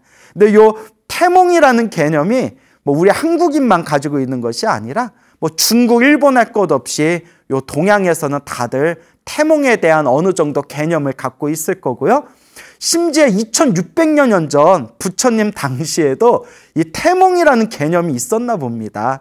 그래서 여러분 혹시 부처님은 어떤 태몽이었을까 혹시 궁금한 적 없으십니까? 뭐 아마 뭐 불교 공부를 좀 하셨거나 부처님의 생애, 부처님의 일대기를 책으로 보시거나 공부하신 분들은 아마 우리 석가모니 부처님의 태몽을 다들 알고 계시리라 생각이 듭니다. 우리 석가모니 부처님의 태몽은 하얀색 코끼리였다고 합니다. 코끼리, 하얀 코끼리. 코끼리 아저씨는 코가 손이래라는 말이 있죠. 이제 하얀 코끼리가 이제 어머니 마야 부인의 오른쪽 옆구리로 이 하얀 코끼리가 들어오는 꿈이 바로 석가모니 부처님의 태몽이었다고 합니다. 그래서 이 석가모니 부처님께서는 석가모니라는 뜻이 석가족에서 출현하신 성자, 성인이란 뜻이라고 합니다.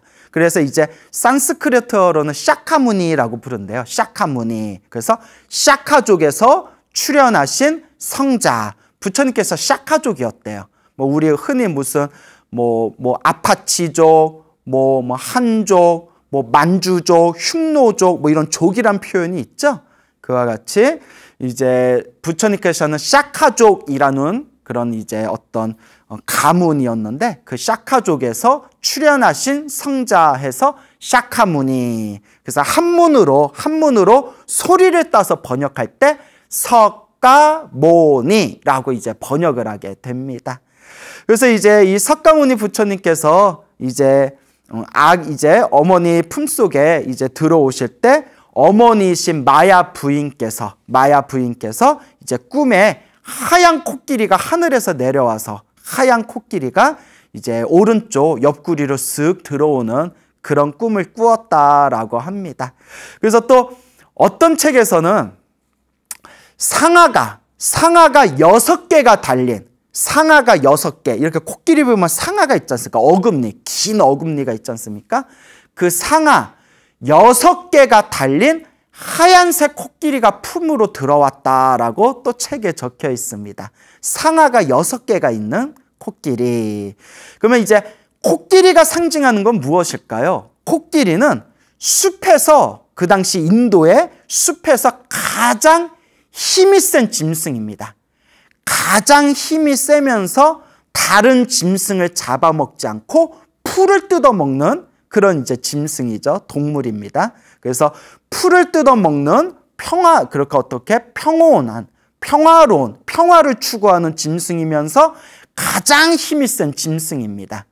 그래서 가장 힘이 셌고 그리고 가장 숲에서 가장 위험이 당당했기 때문에 그 당시 인도 문화에서는 코끼리를 아주 성스러운 동물, 아주 신성스러운 동물로서 이제 인도 문화에서는 코끼리를 가장 이렇게 위대한 동물 중에 하나로 이제 그렇게 상징적으로 받아들이고 있습니다.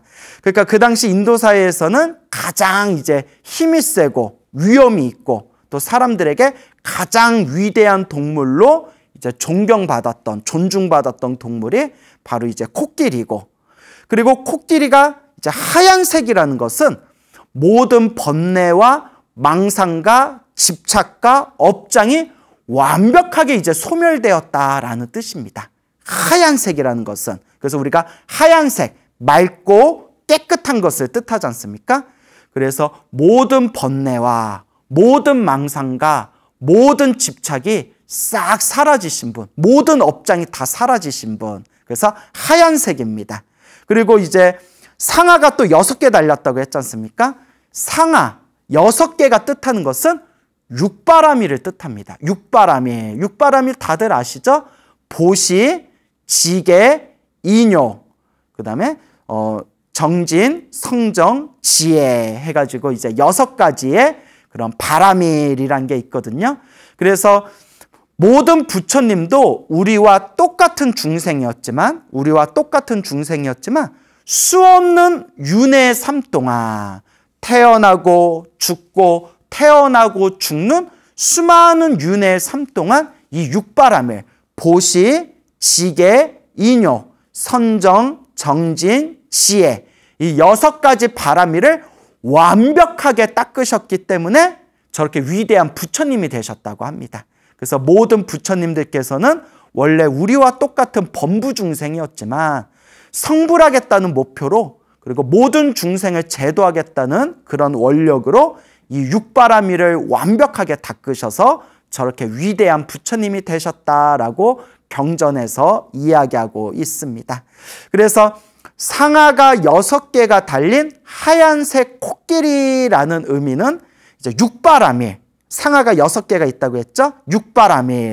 육바라밀을 완벽하게 닦으시고 육바라밀을 완성하시고 하얀색이지 않습니까? 그러니까 모든 번뇌와 망상과 집착과 업장을 완벽하게 소멸하셔서 완벽하게 뿌리채 뽑아버리고 완벽하게 닦으셔서 맑고 깨끗하고 청정한, 그리고 가장 힘이 센 존재, 당시 인도 문화에서 가장 신성시하던 그런 동물, 그런 상징적인 어떤 모습으로 그렇게 어머니인 마야 부인의 품속에 들어가는 그런 상아가 6개 달린 하얀색 코끼리, 그게 바로 석가모니 부처님의 태몽이 되겠습니다. 그래서 여러분들은 또 어떤 태몽을 꾸셨는지 모르겠습니다. 하지만 뭐 태몽에 너무 집착할 필요 없죠. 우리가 지금 이 순간 열심히 닦는 게 중요하니까요. 그래서 부처님의 태몽이 하얀색 코끼리라서 그런지 몰라도 우리나라 불교에는 이렇게 하얀색 코끼리의 모습을 보기가 이렇게 쉽지는 않지만 저 미얀마, 스리랑카, 태국 같은 저 남방 불교에 가면 사찰, 사원 곳곳에 하얀색 코끼리 조각이 많다고 합니다. 저도 예전에 이렇게 태국에 있는 사원에 한번 예전에 갔던 적이 있었는데요. 코로나 전에. 그때 태국의 사원에 가면 사원 곳곳에 이렇게 하얀색으로 아주 깨끗하게 하얀색으로 만들어 놓은 그런 하얀색 코끼리 조각상을 군데에서 자주 볼 수가 있었거든요. 그래서 우리나라에서는 이 하얀색 코끼리 조각상을 한국 불교 사찰에서는 그렇게 이제 자주 볼 수 있는 그런 모습은 아니지만 요 남방 불교에서는 부처님의 태몽이었던 하얀색 코끼리를 굉장히 상징적으로 그런 어떤 존경의 의미로서 사원 곳곳에 많이 배치했구나라는 것을 발견할 수가 있었습니다. 그래서 이와 같이 이런 부처님 태몽이 코끼리라서 그런지 몰라도 우리 불교는 그 코끼리와 관련된 이야기가 굉장히 많습니다. 그래서 또 우리 대승불교에 보면 대승불교는 수많은 보살님들이 있지 않습니까? 뭐 문수보살, 관세음보살, 대세지보살, 보현보살, 지장보살, 수많은 보살님들이 있지 않습니까? 그 중에 또 대표적으로 가장 유명하신 보살님들 두 분이 지혜를 상징하는 문수보살과 실천, 행원을 상징하는 보현보살님이 계시지 않습니까? 그래서 우리가 문수보살 모습과 보현보살 모습을 이렇게 살펴보면 문수보살님은 이렇게 사자를 타고 있는 모습으로 많이 나타나십니다. 사자 중에서도 파란색, 푸른색 사자를 타고서 나타나시는 그런 모습들이 이제 많이 조각되어져 있거나 이렇게 불화를 통해서, 그림을 통해서 우리가 살펴볼 수가 있죠. 그리고 보현보살님 같은 경우에는 코끼리를 타고 있는 모습으로 많이 나타나십니다. 그래서 이제 경전에 보면 보현보살님께서 코끼리를 타고 이렇게 중생들 앞에 놔두셔서 중생들을 제도하신다, 이런 내용들을 경전에 보면 자주 나오거든요.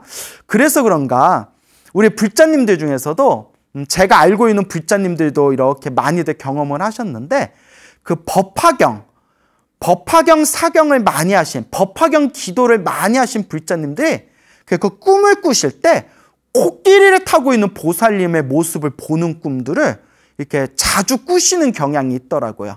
저랑 이제 친분이 있는, 친하게 지내는 어느 불자님도 법화경 사경을 뭐 하루에 막 12시간씩 할 정도로 그렇게 법화경 사경을 열심히 하신 불자님이 계시는데, 그 코끼리와 함께 나타나신 어느 보살님이 이렇게 가피를, 꿈에서 몽중가피를 내려주시는 그런 경험하신 불자님도 있고, 뭐 하여튼 이제 보현보살님은 그와 같이 코끼리를 타고 중생들 앞에 놔두셔서 이렇게 법을 설하신다, 중생들을 가피를 내려주신다, 또 이런 내용들이 경전을 보다 보면 있습니다. 우리 부처님께서는 중생과, 원래 우리와 같이 탐욕과 성냄과 어리석음이 가득한 범부 중생이었고, 우리 중생들과 똑같은 존재라고 아까 말씀을 드렸습니다. 근데 부처님께서 수없는 윤회의 삶 동안 이 육바라밀을 완벽하게 닦으셔서 지혜와 자비와 복덕과 신통을 완벽하게 닦으셔서 저렇게 위대하신 부처님이 되셨다라는 말씀을 드렸습니다.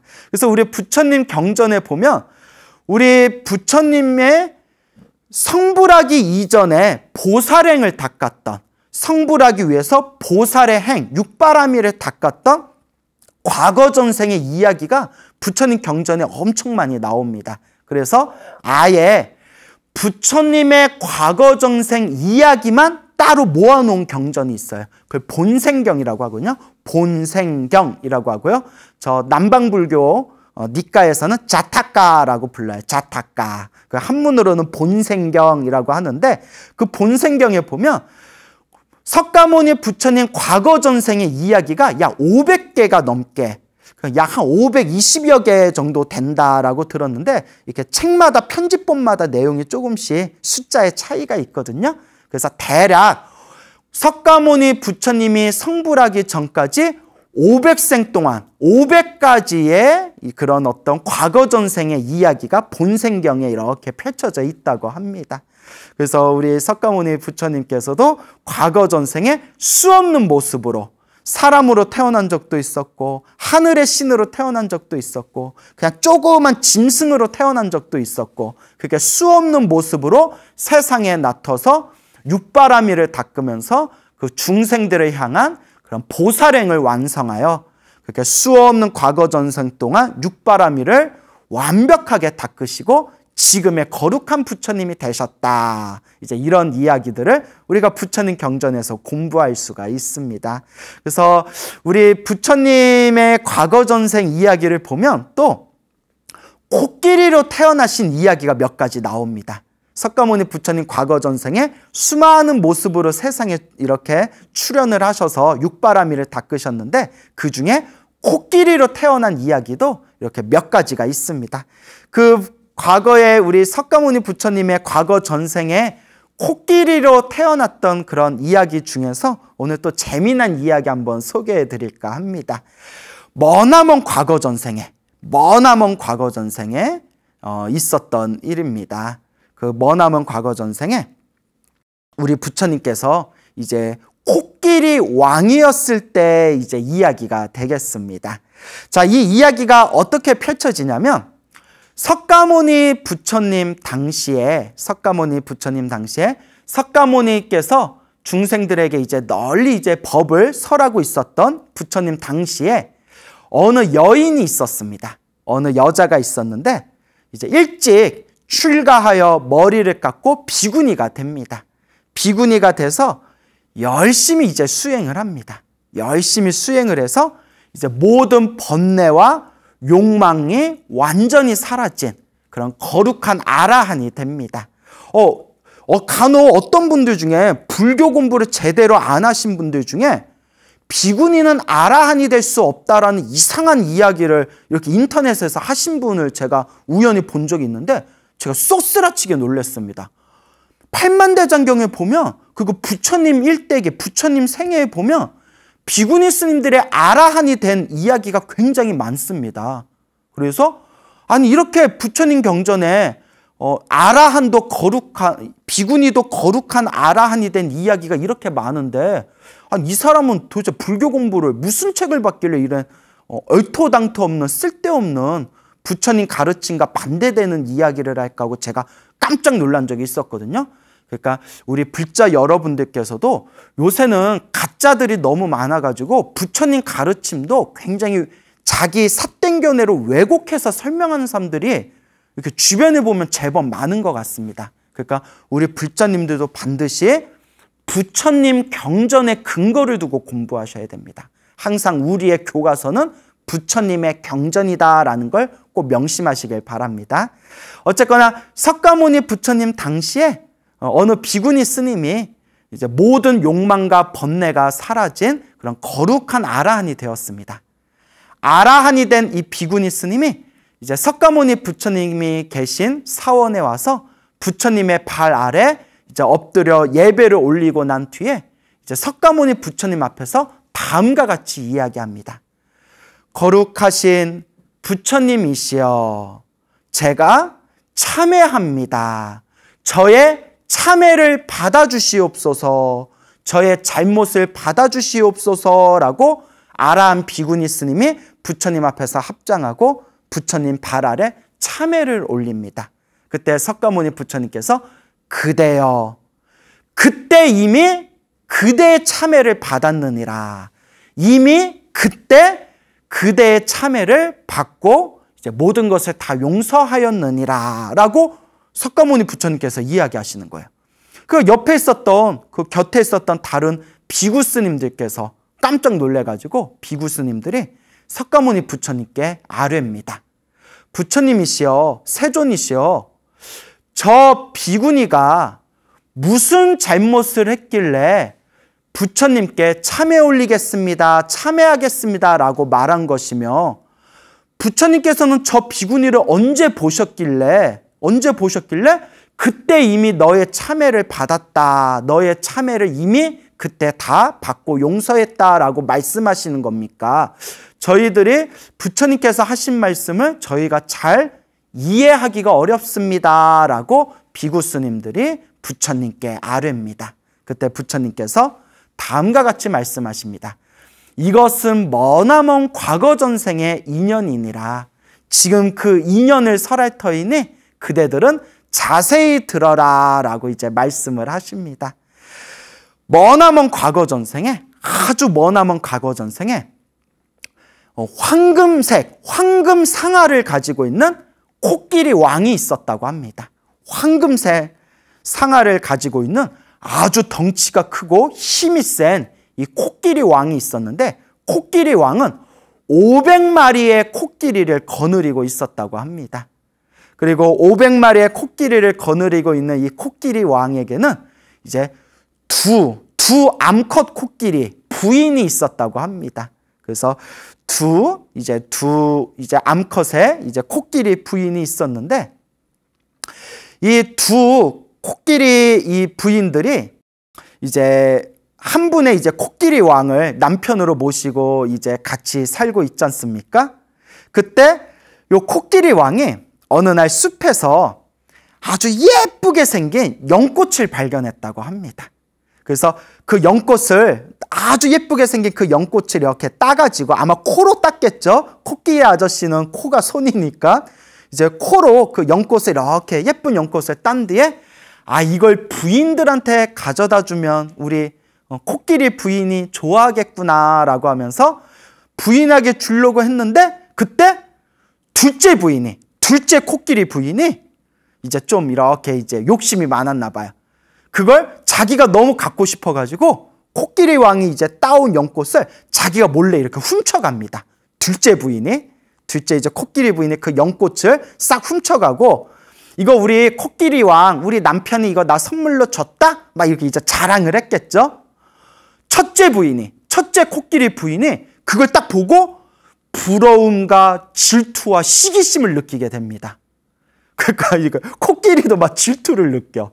그래서 첫째 부인이 막 질투와 시기심 때문에 이제 봤더니 우리 남편 코끼리 왕은 둘째만 사랑하는구나. 둘째만 사랑해서 둘째한테만 저 연꽃을 줬구나. 이렇게 이제 오해하게 됩니다. 사실 코끼리 왕이 연꽃을 하나만 따온 건 사실이지만 그걸 이제 몰래 훔쳐간 거는 사실 둘째 코끼리 부인이 몰래 훔쳐간 건데 첫째 부인은 우리 코끼리 왕이 둘째만 사랑해서 꽃을 둘째에게만 줬구나. 이렇게 어떤 시기심, 질투, 슬픔, 그리고 거기서 미묘한 복수심. 니들 얼마나 잘 사나 보자. 어떻게 네가 나한테 이럴 수가 있어? 막 이러면서 마음에 막 한이 사무치게 됩니다. 그래서 시름시름 이 첫째 코끼리 부인이 시름시름 앓다가 결국은 죽어버리게 됩니다. 얼마나 한이 사무쳤길래 그렇게 이제 가슴에 상처를 맺혀서 그렇게 죽게 되었을까요? 그리고 첫째 코끼리 부인이 그래도 코끼리로 살았을 때 선업을 많이 지었나 봐요. 이 시름시름 앓다가 슬픔과 질투와 시기심과 그 미묘한 복수심으로 너희들 잘 되나 어디 보자. 내가 반드시 너 복수할 거다. 어떻게 나한테 이럴 수가 있어? 뭐 이러면서 죽었던 그 첫째 코끼리 부인이 죽은 뒤에 이제 아주 좋은 집안, 좋은 가문의 여자로 태어나게 됩니다. 그리고 이제 무럭무럭 자라서 이제 홍기가 찼을 때, 뭐 옛날 기록에 보면 막 14살이나 15살에도 막 시집 가고 그랬지 않습니까? 그래서 이제 14살, 15살이면 지금으로 치면 중학생인데 15살에 막 시집 가고 애 낳고 했지 않습니까? 어쨌거나 귀한 가문, 좋은 가문에 태어난 요 첫째 코끼리 부인이 이제 여자로 태어나서 무럭무럭 자라가지고 왕을 만나서 왕과 결혼을 해서 이제 왕비가 됩니다. 왕비가 됐는데 얼굴이 엄청 예뻤나 봐요. 전생에 복을 많이 지었나 봐요. 얼굴이 엄청 예쁘고 얼굴에 막 귀티가 좌르르 흐르니까 왕의 사랑을 독차지했나 봅니다. 그런데 이 왕비의 마음에서 갑자기 이런 생각이 드는 겁니다. 코끼리의 황금색 상아를 얻고 싶다, 가지고 싶다라는 그런 어떤 욕망이 일어나게 됩니다. 왕비가 왜 갑자기 코끼리의 상아를 갖고 싶다. 코끼리 상아 중에서도 다른 코끼리가 아니라 황금색 상아를 갖고 싶다라는 그런 욕망을 일으켰을까요? 맞습니다. 전생에 질투와 시기심과 복수심으로 죽었기 때문에 자신의 전생의 남편이었던 그 코끼리 왕의 황금색 상아를 자기가 그것을 빼앗고 내 복수심을 채우고 싶다라는 전생에서 넘어온 그런 어떤 업장의 욕망이었던 겁니다. 참 무섭지 않습니까? 그래서 왕에게 막 조릅니다. 왕이시여, 내가 코끼리의 상아를 갖고 싶습니다. 그러니까 왕이 사랑하는 왕비니까 얼마든지 내가 구해다 주겠어. 몇 개 필요하? 몇 개? 카드는 돼? 카드로 살까? 뭐 이러면서 미안합니다, 여러분. 자, 그러면서 얼마든지 구해줄 테니까 걱정하지 말아라. 이러니까 왕비가 고개를 도리도리 흔들면서 제가 원하는 것은 황금색 상아를 갖고 싶습니다. 코끼리의 황금색 상아, 황금 상아를 갖고 싶습니다. 그 왕이 깜짝 놀란 거예요. 아니, 그대가 원하는 거는 내가 무엇이든 구해줄 수 있지만 황금색 상아를 어디서 구한단 말이요. 황금색 상아를 가지고 있는 코끼리를 어디서 우리가 찾을 수 있겠어. 근데 사랑하는 왕비가 너무나 간곡하게 원하니까 이제 나라에다가 널리 이제 사람들에게 다음과 같이 이제 명을 내립니다. 누구라도 코끼리의 황금색 상아를 가지고 오는 사람이 있다면 어마어마하게 큰 상금을 내리리라. 어마어마하게 큰 상을 내가 하사하겠노라 라고 이제 전국에 널리 이제 명을 내립니다. 그때 어느 사냥꾼이 있었는데 그 사냥꾼이 이 이야기를 듣고 깜짝 놀란 겁니다. 이 사냥꾼이 오래전에 사냥하기 위해서 깊은 숲에 들어갔을 때 황금색 상아를 가지고 있는 코끼리 왕을 자기가 봤던 것을 떠올리게 됩니다. 내가 예전에 어디 깊은 숲에 들어갔을 때 황금색 상아를 가지고 있는 거대한 코끼리를 봤는데 내가 저 코끼리를 죽여서 저 상아를 가져오면 내가 평생 팔자가 필 것이다. 그래, 내가 가서 저 코끼리를 죽여서 황금색 상아를 가져와야겠다. 근데 문득 이런 생각이 듭니다. 그 황금색 상아를 가지고 있는 코끼리가 다른 코끼리보다도 어마어마하게 덩치가 크고 힘도 엄청 세 보이던데 섣불리 덤볐다간 내가 오히려 당할 수가 있다. 어떤 좋은 방법이 없을까 하다가 이제 꾀를 내가지고 가사를 하나 구합니다. 요 스님들이 입는 가사, 그 부처님 당시에서부터 스님들이 입는 요 승복을 옛날에는 부처님 당시에 가사라고 불렀거든요. 지금은 이제 스님들이 장삼 위에 요거 빨간 천, 요걸 이제 가사라고 하는데 부처님 당시에는 가사 자체가 승복이었습니다. 그래서 가사로 몸을 이렇게 이제 감싸고 이제 승복으로, 일상복으로 입고 있었던 게 부처님 당시에 승복인 가사였거든요. 자, 그래서 그 당시 이제 스님들이 입고 있는 가사를 하나 구해가지고 안에다가 이제 활과 그리고 아주 독을 잔뜩 묻혀놓은 독화살을 품에다 이렇게 숨기고 몸에다가 이렇게 가사를 걸치고 이제 숲에, 깊은 숲에 이제 들어가게 됩니다. 그 깊은 숲에서 멀리에서 이제 황금색 상아를 가지고 있는 코끼리 왕이 이렇게 이제 숲에서 쉬고 있는데 멀리서 이제 인기척이 느껴지는 거예요. 누가 오지? 사람이 오나? 그리고 딱 코끼리 왕이 경계를 합니다. 혹시 우리 코끼리들에게 해를 끼치지는 않을까 하고 누가 오나 하고 딱 봤더니 이렇게 가사를 몸에다 걸친 사냥꾼이 이렇게 오고 있는 걸 봅니다. 코끼리 왕은 요 가사만 보고 저분들은 숲에서 수행하시는 스님들인가 보구나 라고 생각을 합니다. 그래서 코끼리 왕은 자기 경험상 어렸을 때부터 지금까지 숲에서 살면서 저 붉은색 가사를 입고 있는 사람들은 동물들에게 해를 끼치지 않고 그리고 다른 동물들에게 이제 살생을 한다거나 나쁜 짓을 하지 않고 숲에서 고요하게 앉아서 명상하는 분들이다라는 걸 어렸을 때부터 봐왔기 때문에 가사를 걸치고 몸에다가 가사 안에다가 이제 활과 화살을 몰래 숨겨가지고 오는 그 사냥꾼을 보고 경계심을 풀어버립니다. 숲에서 수행하시는 스님들인가 보구나. 저 가사를 걸치고 있는 분들 중에서 나쁜 사람을 나는 한 명도 보지 못했다. 그렇게 생각하고 그냥 대수롭지 않게 생각하고 있을 때 코끼리 왕과의 이 사정거리가 딱 좁혀지면서 갑자기 이 사냥꾼이 가사를 벗고 활에다가 독화살을 딱 재어가지고 그 독화살을 코끼리 왕에다가 핑 하고 이제 쏘게 됩니다. 독화살을 갑자기 맞은 코끼리 왕은 방비도 하지 못하고 착한 사람이겠거니 아니면 수행자겠거니 생각하다가 독화살을 맞으면서 그 자리에서 쓰러지게 됩니다. 그런데 워낙에 덩치가 크고 워낙에 힘이 셌기 때문에 그 독화살을 맞았지만 숨이 끊기지는 않습니다. 그때 옆에서 코끼리 왕과 같이 있었던 그 둘째 부인, 그래서 그 연꽃을 몰래 훔쳤던 그 처음에 나왔던 둘째 부인이 분노를 일으키면서 그 사냥꾼을 짓밟아 버리려고 합니다. 그때 코끼리 왕이 딱 멈추게 합니다. 코끼리 왕이 멈추게 하면서 둘째 부인에게 그러지 말아라. 저희를 죽이지 말아라. 살생을 하지 말아라. 살생하면 안 된다. 그러니 참거라. 나는 괜찮으니까 참거라 라고 이제 이야기를 합니다. 그리고 지금 이 모습을 보면 밑에 있는 500마리의 코끼리들이 저 사냥꾼에게 해를 끼칠까 봐 자기의 둘째 부인인 코끼리 부인에게 빨리 저 500마리의 코끼리들을 어서 다른 곳으로 옮겨라. 어서 안전한 곳으로 어서 피하거라 라고 한 뒤에 이제 사냥꾼에게 다가갑니다. 아이고 나는 이제 죽었다 하고 덜덜덜덜 떨고 있는 사냥꾼에게 질문을 합니다. 코끼리 왕이. 그대여, 나는 그대를 처음 봤다. 그대는 무슨 이유로 나를 해치려고 했느냐? 왜 나를 죽이려고 했느냐라고 코끼리 왕이 묻습니다. 덜덜 겁에 질려서 무서움에 떨고 있던 이 사냥꾼이 더듬더듬 이야기를 합니다.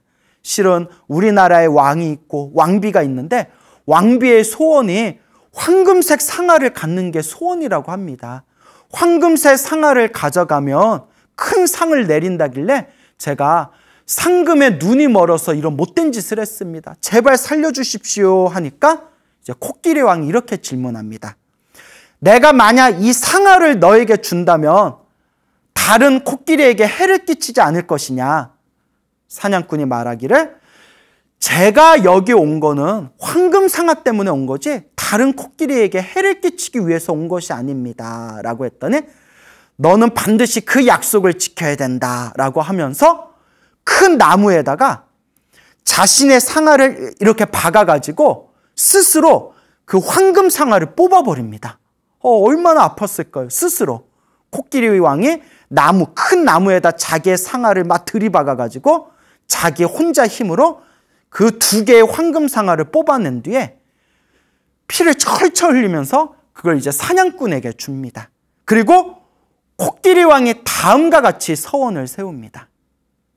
내가 가지고 있는 이 황금 상아를 아무런 집착 없이 중생에게 보시한 이 공덕으로 나는 미래생에 위없는 깨달음을 얻어서 중생들의 번뇌를 이와 같이 뽑아주리라 라고 서원을 세웁니다.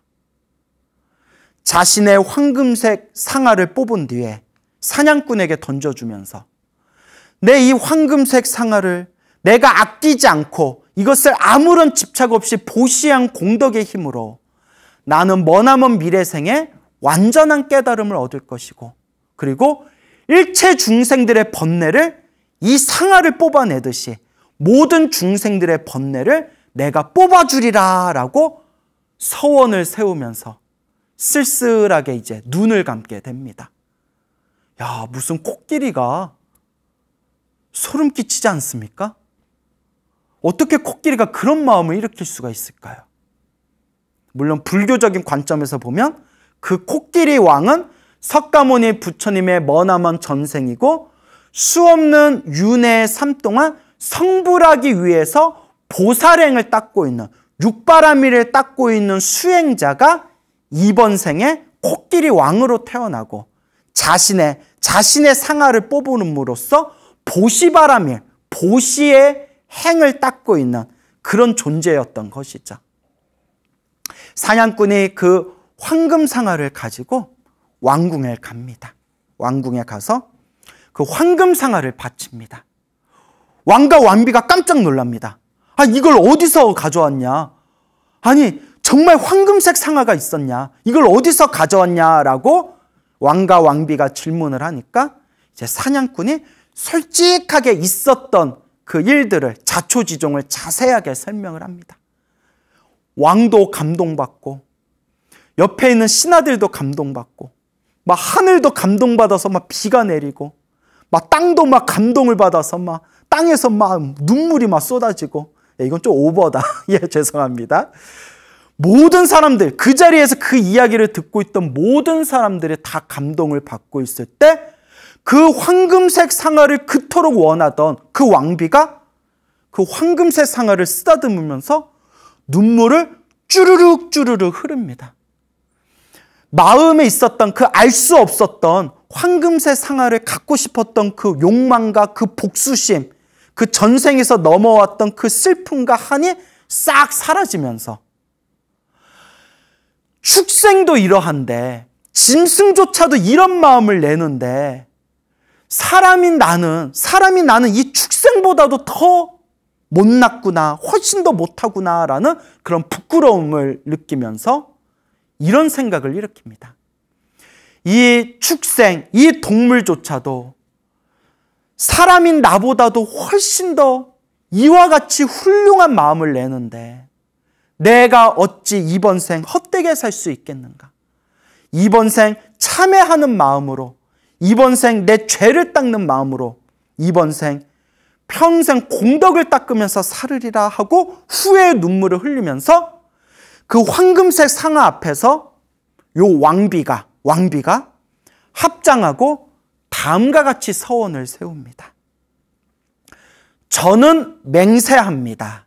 저는 이와 같이 맹세합니다. 이 코끼리 왕이 이 황금색 상아의 주인인 코끼리 왕이 머나먼 미래 세상에 완전한 깨달음을 얻고 모든 중생 제도할 때, 그때 나도 그 코끼리 왕의 제자가 돼가지고 나도 반드시 깨달음을 얻으리라 라고 맹세를 하고 서원을 세우게 됩니다. 이 코끼리 왕이 머나먼 미래 세상에 깨달음을 얻어 모든 중생을 제도하는 그 시기에, 그 시대에 나 역시 그 존재의 제자가 되어서 나 또한 반드시 깨달음을 얻으리라. 이와 같이 과거 전생 코끼리 왕의 인연설화를 수많은 불자들과 비구 스님들 앞에서 설하신 뒤에 부처님께서 다음과 같이 말씀하십니다. 그대들이여, 그대들은 바르게 이해해야 된다. 바르게 알아야 된다. 그때 그 머나먼 과거 전생에 황금색 상아를 스스로 뽑았던 그 코끼리 왕이 지금 이번 생에 나 석가모니 부처님, 나 열애인이라. 그러니까 코끼리 왕이 이번 생에 석가모니 부처님이 되신 것이고, 그러니까 이제 여러분들 다들 눈치채셨죠? 지금 내 앞에 찾아와 내 앞에서 절을 올리고 거룩하신 부처님, 제가 참회합니다. 저의 참회를 받아주십시오 라고 했던 저 아라한 비구니가 바로 그때 코끼리 왕의 황금색 상아 앞에서 나도 미래 세상에 코끼리 왕이 완전한 깨달음을 얻고 중생을 제도할 때, 그때 나도 깨달음을 얻으리라 라고 서원을 세웠던 그때 그 코끼리 왕의 첫째 부인이었고 시름시름 앓다가 죽어서 이제 좋은 가문의 여자로 태어나 왕과 결혼한 그 왕비가 바로 지금의 이 아라한 비구니이니라. 그때의 서원과 같이 석가모니 부처님 시대에 태어나 이와 같이 깨달음을 얻게 된 것이니라 라고 법을 설하십니다. 그리고 여기에 하나가 더 들어갑니다. 그거 부처님이 뭐라고 하셨냐면, 그때 연꽃을 몰래 훔쳐갔던 둘째 코끼리 부인이, 그 둘째 부인, 코끼리 부인이 바로 야쇼다라다라고 법을 설합니다. 야쇼다라 다들 아시죠? 예, 이제 부처님, 석가모니 부처님께서 출가하시기 전에 시다르타 왕자로 있었을 때 결혼했던 부인이었고, 또 부처님의 출가하기 전에 낳았던 아들인 라울라의 친모였고, 그리고 라울라도 출가하고 석가족이 출가했을 때 함께 출가해서 비구니가 되어 아라한이 된 야슈다라의 전생이 그때 연꽃을 몰래 이렇게 훔쳐간 그때 둘째 부인이었다고 합니다. 자, 그래서 이와 같이 우리의 만남과 헤어짐이 모두 다 내가 지은 인연법이구나 라는 것을 이와 같이 코끼리 왕의 이야기를 통해서 우리가 배워볼 수가 있습니다. 그래서 부처님의 태몽은 코끼리, 상아 6개가 달려있는 하얀색 코끼리가 태몽이었고, 또 불교에서는 이 코끼리와 관련된 이야기가 굉장히 많습니다. 그리고 석가모니 부처님의 머나먼 전생에 코끼리 왕이었을 때 이와 같이 자신의 몸과 마음을 돌보지 않고 모든 중생을 제도하고자 서원을 세운 이 위대한 코끼리 왕의 이야기를 통해서 우리 불자들도 마음에 끊임없이 새로운 그런 믿음을 끊임없이 일으켜 나가면서 부처님의 그런 발 뒤꿈치라도, 조금이라도 부처님 발 뒤꿈치, 그 발자국만이라도 우리가 따라갈 수 있도록 끊임없이 노력해야 될 것입니다. 그래서 항상 좋은 인연을 맺고 항상 좋은 인연 속에서 항상 복과 선업과 공덕을 닦아야 합니다. 여러분, 행복해지고 싶습니까? 행복한 삶을 창조하고 싶습니까? 복을 지으십시오. 선업을 지으십시오. 공덕을 쌓으십시오. 복과 선업과 공덕의 힘이 여러분들을 진정한 행복의 길로 이끌어 줄 것입니다. 여러분 성불하십시오.